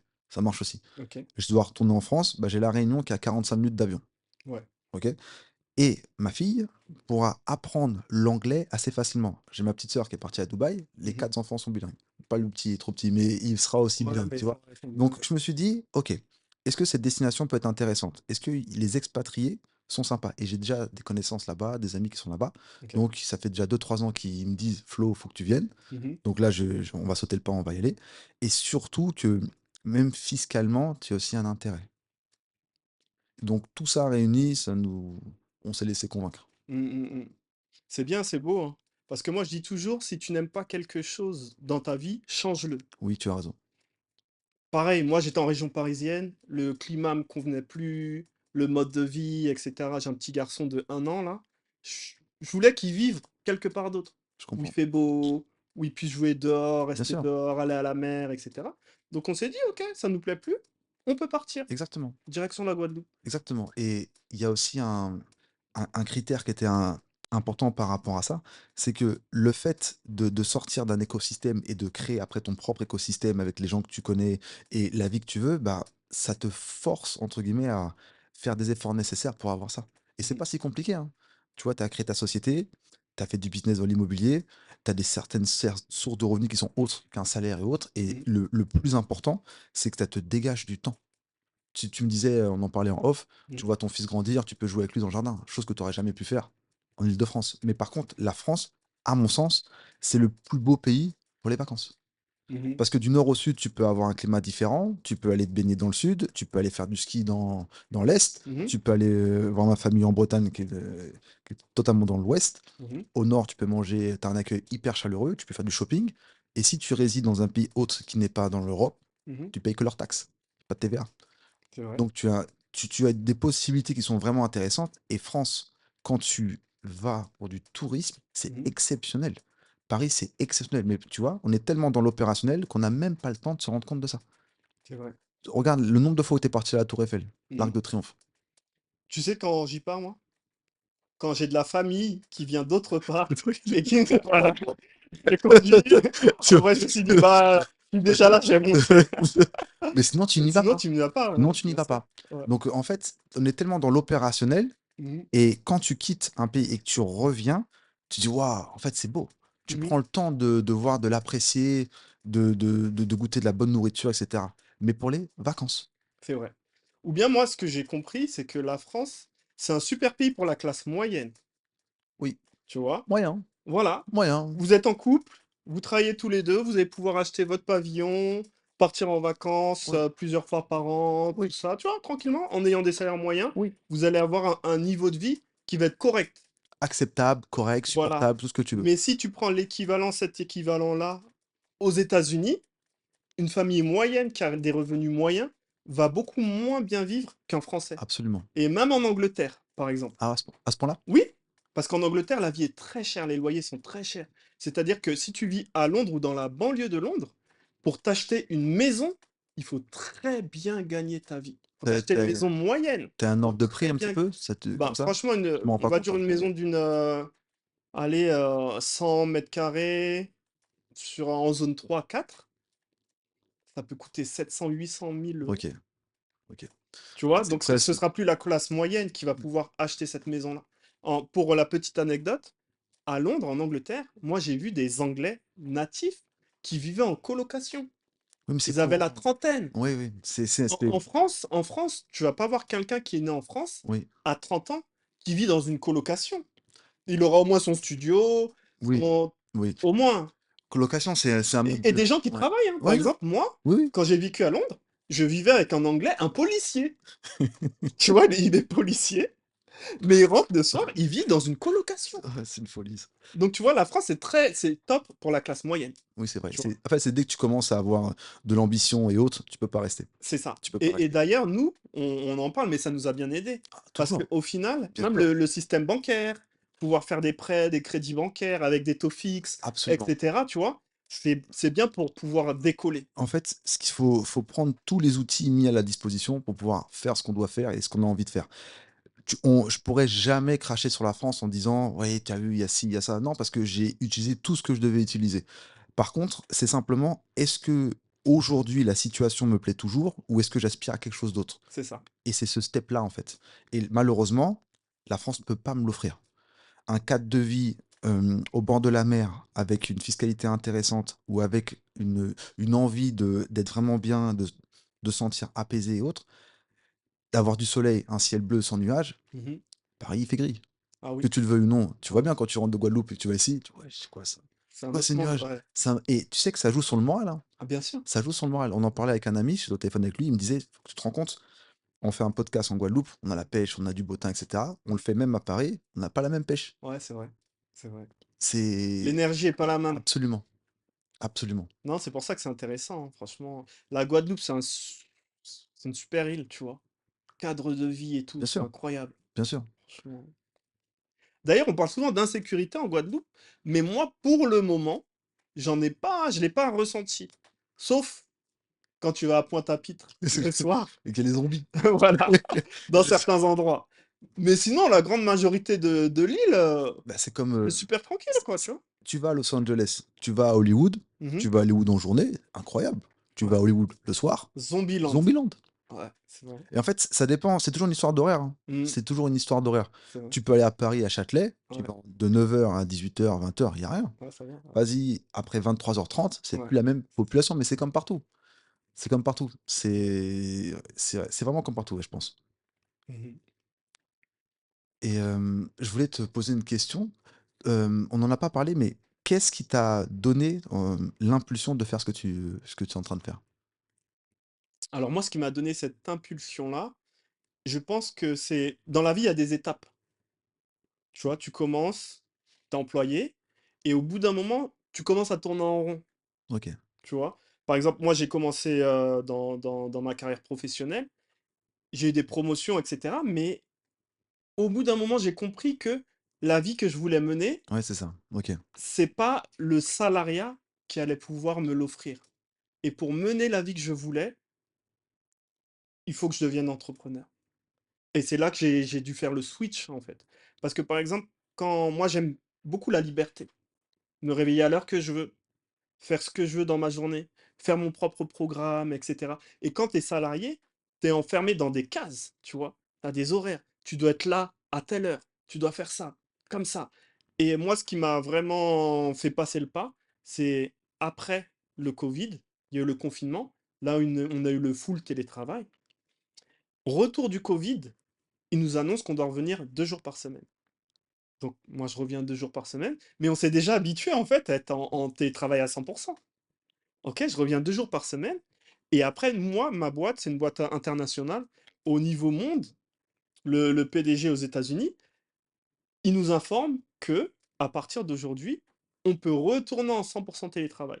Mais ce qui s'est passé, c'est qu'en France, ça a pas été accepté. Donc tu vois, on se retrouve à revenir au bureau et cetera et quand c'est pas forcément nécessaire. Parce que vous venez de faire 1 an à la maison, la boîte, elle tourne bien, le business, il tourne bien et cetera. Donc tu te dis à un moment donné: «Pourquoi retourner au travail tous les jours, aller m'asseoir sous un néon, devant un ordinateur?» Si, qui scintille comme ça là. Bah ouais, ça a pas Ouais, de sens j en ça a fait. pas de sens ça. Je me Plus j'avançais et plus je me disais: «Mais ça n'a plus de sens». Des réunions à rallonge, vous faites des réunions à rallonge, Ouais, truc, machin, tu vois? Je me suis dit: «Il y a un autre chemin» c'est vrai. et en fait, tu peux générer de l'argent autrement et être libre. C'est vrai, Faire c'est ton vrai. business quand tu veux, comme tu veux, où tu veux, vivre tu vois? Et comment Et c'est cette liberté-là, en fait. et ouais, excuse-moi, et Vas-y. comment tu as réussi à pas te former, mais comment tu as réussi à avoir cette culture? Comment tu as fait ces choix? Comment tu as réussi à amener tout ça, là où on est? En fait, déjà, il y a une chose que je dois dire, c'est que moi, depuis petit, j'aime beaucoup l'entrepreneuriat. Depuis petit, je cogite. Anecdote, quand j'étais plus jeune, on va au McDonald's avec mes parents, on allait tous les dimanches, je crois, on va au McDo et un jour, le jouet dans le Happy Meal, c'était des graines de radis. Moi, j'aime pas les légumes, je mange pas de légumes. Mais mon père, il voit que je garde mon jouet. Il me dit: «Mais pourquoi tu gardes des graines de radis, Tu tu pas pas ça? les légumes?» Ouais. Et moi, en général, tous les dimanches, on recevait du monde à la maison, les oncles, la famille, et cetera. Et j'ai dit: «Papa, ces radis-là, ces graines, je vais les planter dans le jardin et quand elles vont pousser, je vais les vendre Ah, c'est bon, c'est fini. à la famille». Ouais, je comprends. Tu vois, j'avais peut-être 7 ans, mais j'avais déjà cette cogite-là et je l'ai fait, hein. Et tu vois, mes oncles, mes tantes, ça les a amusés.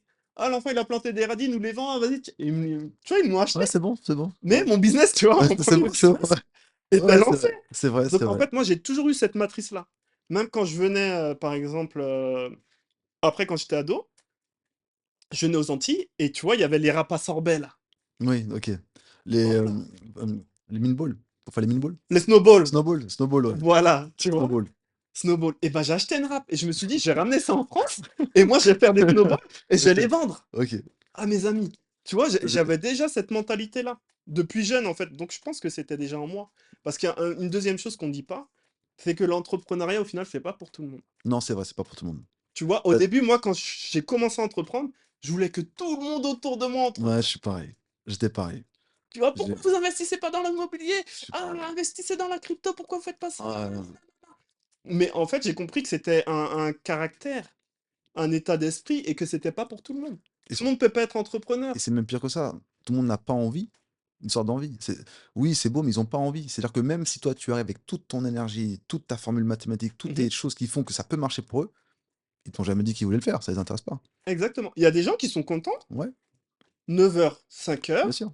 lundi, vendredi, ils travaillent pour une société et ils ont leur salaire qui tombe. Moi, je sais que j'avais dit ça à ma mère quand j'étais plus jeune. Je me rappelle très, très bien. J'étais pas très bon à l'école. Mmh. J'étais bon dans le sport, Ouais, la musique et le français. OK. Français, pas la partie orthographe, la partie, poésie, métaphore, ce genre de choses. Très, Mmh. très bon dans ça. Par contre, toutes les autres matières, l'histoire, géographie, j'en ai rien à péter. Mmh. C'est passé, c'est passé. Parlez pas de ça. Comptabilité, une je comprenais rien de rien et je disais à ma mère: «Maman, je sais ce que je vais faire de ma vie. Je veux être clochard». Ah ouais? Je dis: «Qu quoi? Tu sais, qu'est-ce qui se passe, pourquoi tu me dis ça?» «Bah, écoute, c'est simple, Ça. parce que je veux pas bosser, mais je veux qu'on me paye» OK. et j'ai toujours gardé ce truc-là en tête et quand elle m'en a rappelé, j'ai dit: «Mais en fait, c'est ça, en fait, ce que je fais. J'investis, je produis rien et on me paye». Et quand j'ai compris que ça pouvait être possible de le matérialiser, soit avec un système de dividendes, Mmh. soit avec un produit que tu vends automatique, ça rentre, et que Ouais. c'est un loyer, 3 loyers, et cetera. Je dis: «Ah OK, en fait, j'avais déjà cette petite mentale» et la chance que j'avais, c'est que moi, ma mère, Mmh. elle n'a aucune pression sur le regard des gens. OK. Donc depuis petit, je faisais des choses, on pouvait rigoler sur moi, ça m'affectait pas. Pour te dire, à un moment donné, on est avec ma petite sœur, on va dans un magasin et ma mère, elle trouve un chapeau. Il faut voir le chapeau, hein. 6 mètres. Tu Ouais. sais, elle le met: Ouais. «Maman, tu vas Ouais. pas sortir avec ça. Qu'est-ce qu'il y a?» Tu vois? Ouais. Elle te le dit et les gens la regardaient, elle s'en fichait. Donc en fait, depuis petit, j'ai vu que si ma mère arrive à faire certaines choses Mmh. et ne pas subir le regard des gens, ne pas subir la pression d'avoir un habit différent, ce genre de choses, Mmh.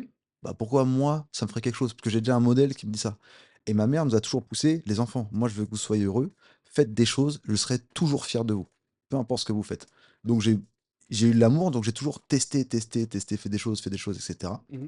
Donc j'ai jamais eu peur de me lancer. Depuis petit, j'ai toujours fait des petites choses comme ça. Waouh, c'est bien. Ouais, ouais. En fait, faut pas se préoccuper du regard des autres. Le regard des autres, c'est une prison. Je pense que c'est ça qui freine beaucoup de gens, tu sais?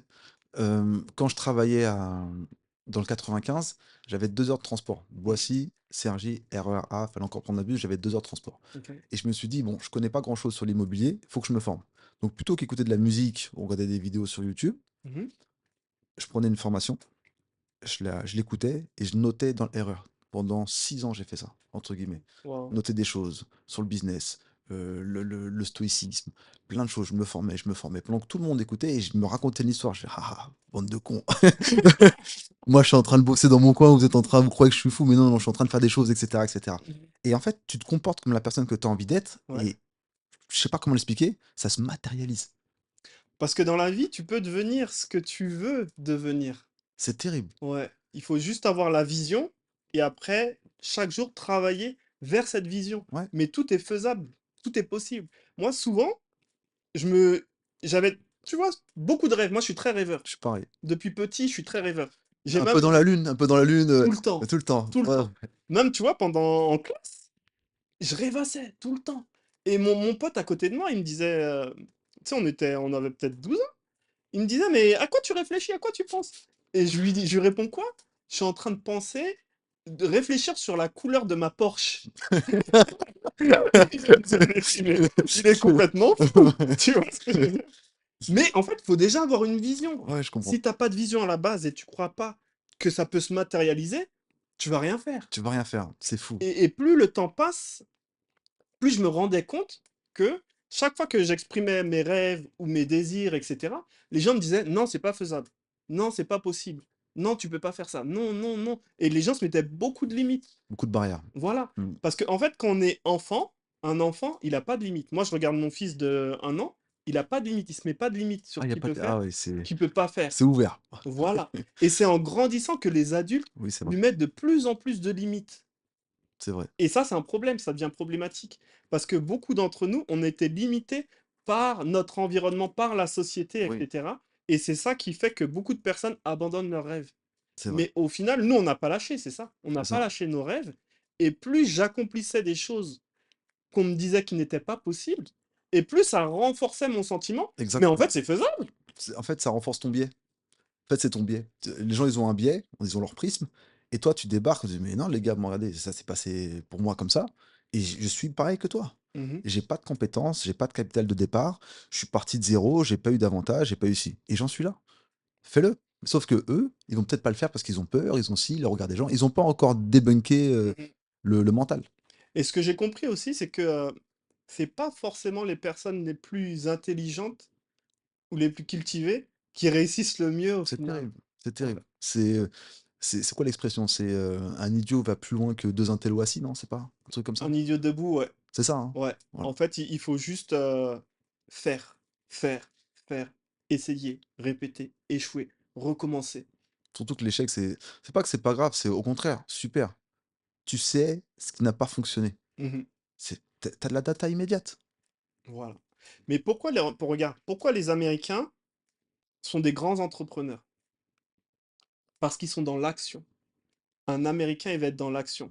Il va faire un plan d'action, réfléchir un petit peu et il va commencer à agir tout de suite. Mais dans la mentalité française et même en Europe, les gens sont beaucoup dans la théorie.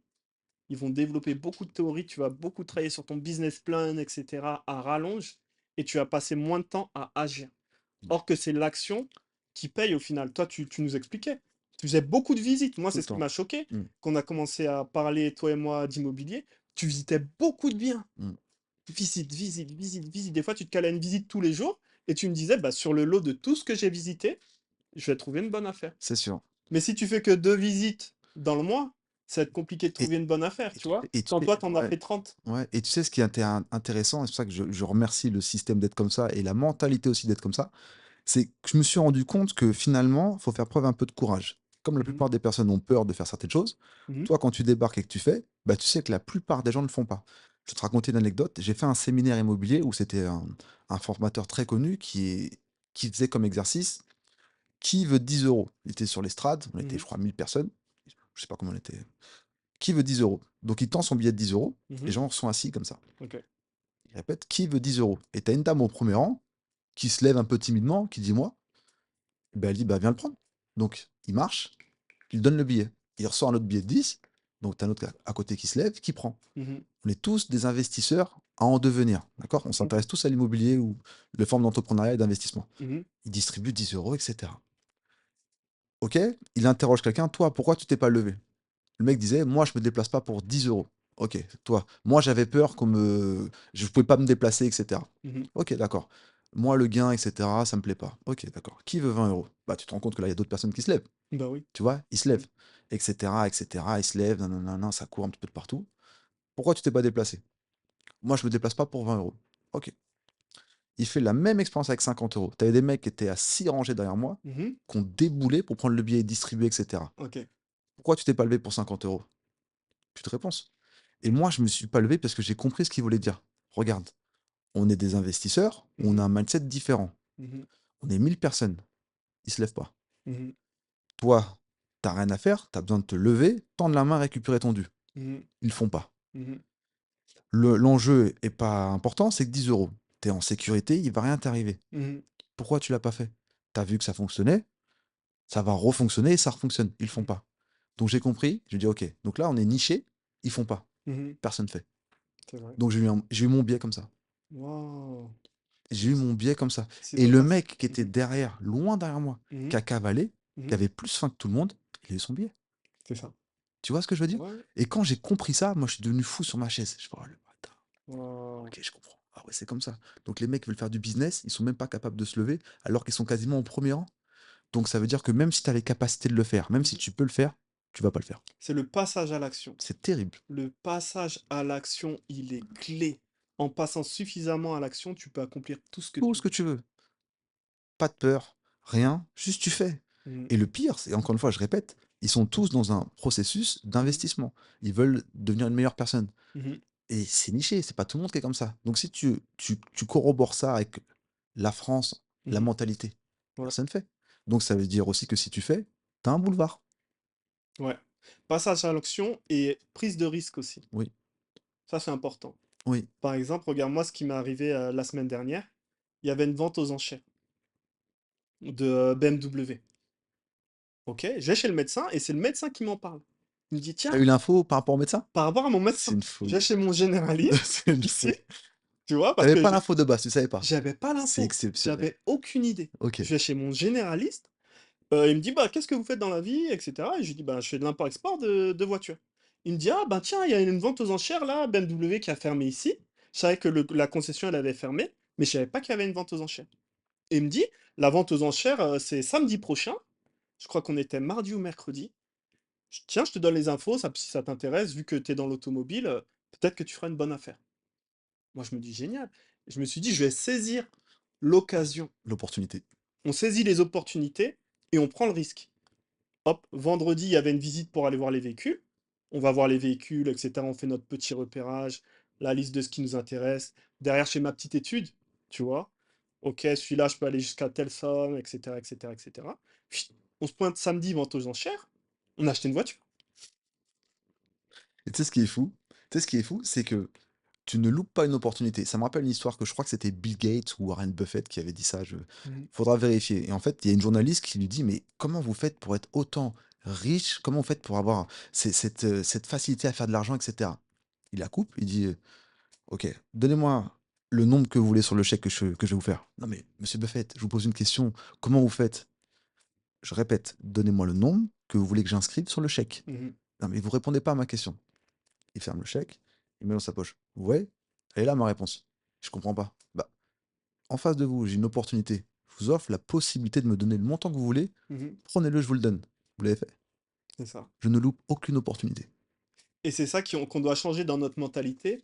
C'est, OK, quand une opportunité se présente à nous, faut apprendre à la saisir. Tout de suite. Ouais, il faut apprendre à la saisir. Même s'il y a un risque, même s'il y a une part de risque, c'est mieux de saisir les opportunités et de rater, d'échouer, que de ne pas la saisir et vivre une vie de regret finalement. Absolument. Absolument. Franchement, top.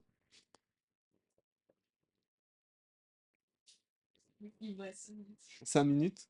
OK. Qu'est-ce que tu veux aborder en 5 minutes rapidement? Qui peut être punchy,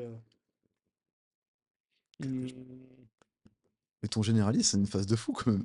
médecin Mais tu t'imagines, généraliste. c'est que tu même pas là, tu venais pour quoi? Un petit, ordonnance même Ouais, pas? une petite ordonnance, un vieux truc, tu vois? Ouais, vente aux enchères. Quoi? Ouais, Ce qui est intéressant, c'est que lui, il a peut-être les capacités, c'est un médecin, je pense qu'il a les capacités ouais, de il faire ce qu'il a les veut. moyens. Il le fait pas. Et c'est lui Ouais, qui a l'info. parce qu'il m'a dit que lui, il venait d'acheter sa voiture du coup. OK. Donc il m'a dit: «Ah bah, moi je viens d'acheter une voiture là et tout, mais vu que toi tu es dans l'automobile», tu vois, on a sympathisé. C'est une folie ça. Il Mais m'a tu sais dit: que c'est une «Bah, folie. vas-y» Ouais, et c'est c'est lui qui m'a envoyé les infos et je lui ai dit, bah, il m'a dit: «C'est regarde sur tel site machin, ça se passe à l'hôtel des ventes et c'est cetera, machin». incroyable. Ouais, Et tu connaissais rien en process, automobile ou c'est les mêmes que sur l'immobilier? c'est Faut un les mêmes avo que sur faut l'immobilier. un avocat aussi? Pour, Non, faut pas d'avocat. tu peux aller en Pour, one to one? bah, je peux expliquer comment ça se passe une vente aux enchères automobile. Donc, il y a un jour en général où vous pouvez venir voir les véhicules. Là, en l'occurrence, tous les véhicules, ils étaient exposés OK. et sur le pare-brise de chaque véhicule, tu avais le contrôle technique de Donc la tout voiture. est à jour sur toutes les réglementations? Voilà, ou ce qui n'est pas à jour, en tout cas, c'est noté. OK. Donc, par exemple, il y a marqué contrôle technique refusé sur certaines voitures. Problème au niveau du pneu arrière droit, truc, et cetera. Tu vois, tu as tous les défauts de la voiture. Ça fait que si tu achètes la voiture, tu l'achètes en connaissance de cause. J'ai compris. Tu auras pas de mauvaise surprise. Moi, j'ai déjà été à des ventes aux enchères où il y a pas les contrôles techniques des voitures. Ah, c'est pas obligatoire? Non, c'est pas obligatoire. Donc là, c'est la loterie, tu vois? Là, tu croyant, c'est ça? Ouais, c'est Là, tu une prise de croyant. risque Ouais, autre. ah ouais, d'accord. Mais là, en tout cas, sur cette vente aux enchères-là, tous les véhicules, il y a le contrôle technique partout. Après, tu as les clés à disposition des voitures. OK. Donc, tu as des employés, du commissaire-priseur. Tu leur demandes: «Est-ce que je peux avoir les clés de la série 2, par exemple?» Ils t'amènent les clés. Tu peux ouvrir la voiture, lever le capot, démarrer la voiture, tu peux pas rouler avec, mais tu OK. peux la démarrer, voir, écouter s'il y a des bruits qui te plaisent pas, et cetera. Et je pensais à ça, est-ce que lorsque c'est aux enchères, tu as la même obligation d'avoir un financement ou une acquisition assez rapide? Alors, et ben ça, c'est hyper intéressant cette question-là. Du coup, le lendemain, samedi, il y a la vente aux enchères qui arrive, avec le commissaire-priseur. Il annonce l'arrivée de chaque voiture, avec un prix de départ de C'est la une mise, voiture. c'est ça? C'est une mise? C'est un prix, le prix plancher OK, à laquelle l'enchère commence. d'accord. Donc, par exemple, ben, lui, ce qu'il faisait, c'est qu'il t'annonçait le prix neuf de la voiture en concession. Cette voiture, elle valait neuve 70 000 euros. Elle a 6 mois. L'enchère commence à 20 000 euros. Et là, vous commencez à enchérir. Vous étiez combien? Il y a du monde, hein. Franchement, il y avait du coup toute la flotte de la concession BM d'ici. Ah, qui était OK. Ouais, il y avait des motos, BM, ouais, BM, 4x4, coupé, etc. Il y avait pas mal de voitures. Je crois qu'il y avait une trentaine de voitures, 30-40 voitures. Et on devait être dans la salle peut-être 200 personnes. ah ouais, Ouais, ouais, 200, 4 300 fois personnes. plus. Après, il y a des curieux aussi, tu vois. Il y a des gens qui étaient venus par curiosité, etc. Je crois qu'il y avait même la télé. J'ai vu l'enchère, elle est passée à la télé une partie. Il y a eu un petit reportage aux infos. Et du coup, voilà. Les enchères commencent à ce moment-là. 20 000. Tu lèves la main, 21, 22, C'est par 23. 1000, tranche de 1000? Ouais, il faisait que des tranches de D'accord. 1000, le commissaire priseur. Tu fais un petit signe de la main comme ça, hop, le monsieur à t-shirt noir, 23 000. Et ça monte, ça monte, ça monte. La première voiture, les gens, ils sont enflammés. Elle est C'était une quoi? montée. C'était un X2, je crois. OK. Elle est beaucoup trop montée. Bref, moi, j'attendais, tu vois, je voyais un petit peu, tu repères les gens, les têtes, parce que il y a du monde, mais ceux qui enchérissaient, en vrai, il y avait une vingtaine de personnes OK, vraiment d'accord. qui levaient la main, etc. Et il y a des gens dans la salle, le commissaire-priseur, il les connaissait. Tu vois? Ah, Mickaël, OK 22. Tu vois? Donc tu sens que c'était des gars On se voit tout à l'heure! ouais, qui étaient OK. là toutes les semaines. OK. Maintenant, il y a un gars qui est arrivé ce jour-là. Lui, il est venu de la Martinique. Il est arrivé avec une chaîne en or comme ça au cou, frérot. Casquette. Il a acheté 7 voitures. Lui, il est venu éteindre la lumière. C'est fini. Ah Il a ouais, mis la lui, clim partout. félicitations à Ah ouais, toi, hein. ouais. Ouais, il a mis la clim partout. Ah ouais, Il a mis climatisation. Ah, il a rafraîchi la pièce. Oh, moi, j'ai enchéri sur des véhicules avec lui. Il continue. Après, le commissaire-priseur, il me regardait comme ça. Ça, c'est Je c'est disais, non, ça va, moi, petite je pause. maîtrise. Michael, arrête tes conneries, lui il est chaud. Ah bah ouais, parce que moi, je m'étais Ouais. mis un prix plancher Bien sûr, sur la voiture. Parce que pour moi, après, au-delà d'un certain prix, ça allait tu te plus sens. fou. OK. Ouais, je sortais. Parce que tu vois, moi, je me laisse toujours une marge. T'as toujours une prise de risque, quand même. T'as pas roulé avec la voiture, machin. Si tu dois faire des petits travaux dessus, des petits OK, trucs, je me laisse une marge. Après, tu vois, tout le monde a une appétence au risque différente. bien sûr. Peut-être que lui, il se laissait une marge plus petite et du coup, il pouvait plus son prix. Et par contre, ce qui est intéressant, c'est que si tu remportes l'enchère, il y a quelqu'un qui vient vers toi avec un terminal de paiement. Non, Je te c'est promets. immédiat. Non, immédiatement, tu dois mettre 10 000 euros. Donc, assure-toi que ta carte bancaire, Elle elle passe. passe. Allô le plafond, augmentez-le, s'il Voilà. vous plaît. Parce que je peux te dire que ce jour-là, Il y en a qui ont pas eu de il y a des cartes qui sont pas passées. c'était pas et comment ça se passe en ce moment-là? La voiture, elle revient devant. Et ça recommence au prix que ça était Et ça refusé? recommence au prix plancher. Ah, ça recommence tout à 0? Ouais, ça recommence tout à zéro, Ah, la c'est une chère. folie ça. Et après, ça repart. Et non, mais ouais, mais celui qui est en chair, lui, il est blacklisté, non? Non, il reste dans la pièce, Non, mais je mais. veux dire, monsieur. Non, non, bah, lui-même, il est pour ça. Il sait que sa carte, elle passe pas. Lui-même, il veut plus lever la main. Tu peux même sortir de la pièce. Ça fait archi mal. Faut être préparé. Ça fait Et archi en mal. plus, tu vois, Ouais. quand ça, c'est arrivé, le commissaire-priseur, il a dit, assurez-vous que vos moyens de paiement soient à jour. La voiture numéro 12 est revenue. Ah ouais, Ah, c'est d'accord, tu compliqué. bloques 10 000 € et après, tu as combien de temps pour avoir le Après, financement? tu as une semaine Une pour semaine? faire le virement du reste. Du reste rendu. Ouais. Et comment ça se passe si ça fonctionne pas? T'as jamais eu autour de toi? Généralement, quand ça passe, non? Du coup, ouais, je Je sais sais pas. pas. Moi, Je sais pas. Si ça fonctionne pas, je sais pas du coup si tu je crois que perds. t'as des pénalités, non? Il y a pas un Ouais, truc, je non? pense que Ouais. tu as des pénalités et que tu perds de l'argent. Ouais. Si tu as déjà payé les 10 000 et qu'après, tu n'arrives pas à réunir le reste de Je la pense somme, qu'ils te les prennent pour les bloquer, mais ils te les rendent pas, hein. ça Que t'as m'étonnerait fait. qu'ils te les redonnent. Ouais, c'est comme le séquestre, dans une opération immobilière. Tu as pas eu, tu as fait perdre du temps, on Ouais. prend ton séquestre. Je pense ça m'est jamais arrivé, Dieu merci. Mais tiens, je me renseignerai d'ailleurs pour savoir ce qui se passe. Bon, ben, Mais du coup, ouais, après, tu as une semaine pour virer le reste de la somme. Et après, une fois que la somme est virée, tu viens, tu récupères les clés du véhicule. Ils te donnent les papiers et let's go. ouais, tu fais tes trucs. Et c'était marrant parce que le jour même, il y a des gens, ils payaient les 10 000 sur la carte et ils faisaient un virement instantané du reste. Ah ouais, tout de suite. Où il y en a, ils sont repartis le jour même avec la voiture. Ah ouais, ouais, Ah, ouais, ouais. Il y a de c'est fou. l'oseille, hein. Il y a de Ouais. l'oseille. Donc voilà, la famille est restée branchée sur la chaîne YouTube Michael Living. Où est-ce qu'on peut te retrouver sur les réseaux, Flo? Master et Mogol, Instagram et TikTok, c'est pareil. Ok, Master Simple. Imo Gold. Ok, super. Moi, c'est Mickaël-du-bas Living sur Instagram et c'est Living Automobile sur Instagram et TikTok aussi. Restez branchés. Merci beaucoup d'être venu aujourd'hui. Ça fait plaisir. Yes. Croyez en vos rêves, la famille. Génial.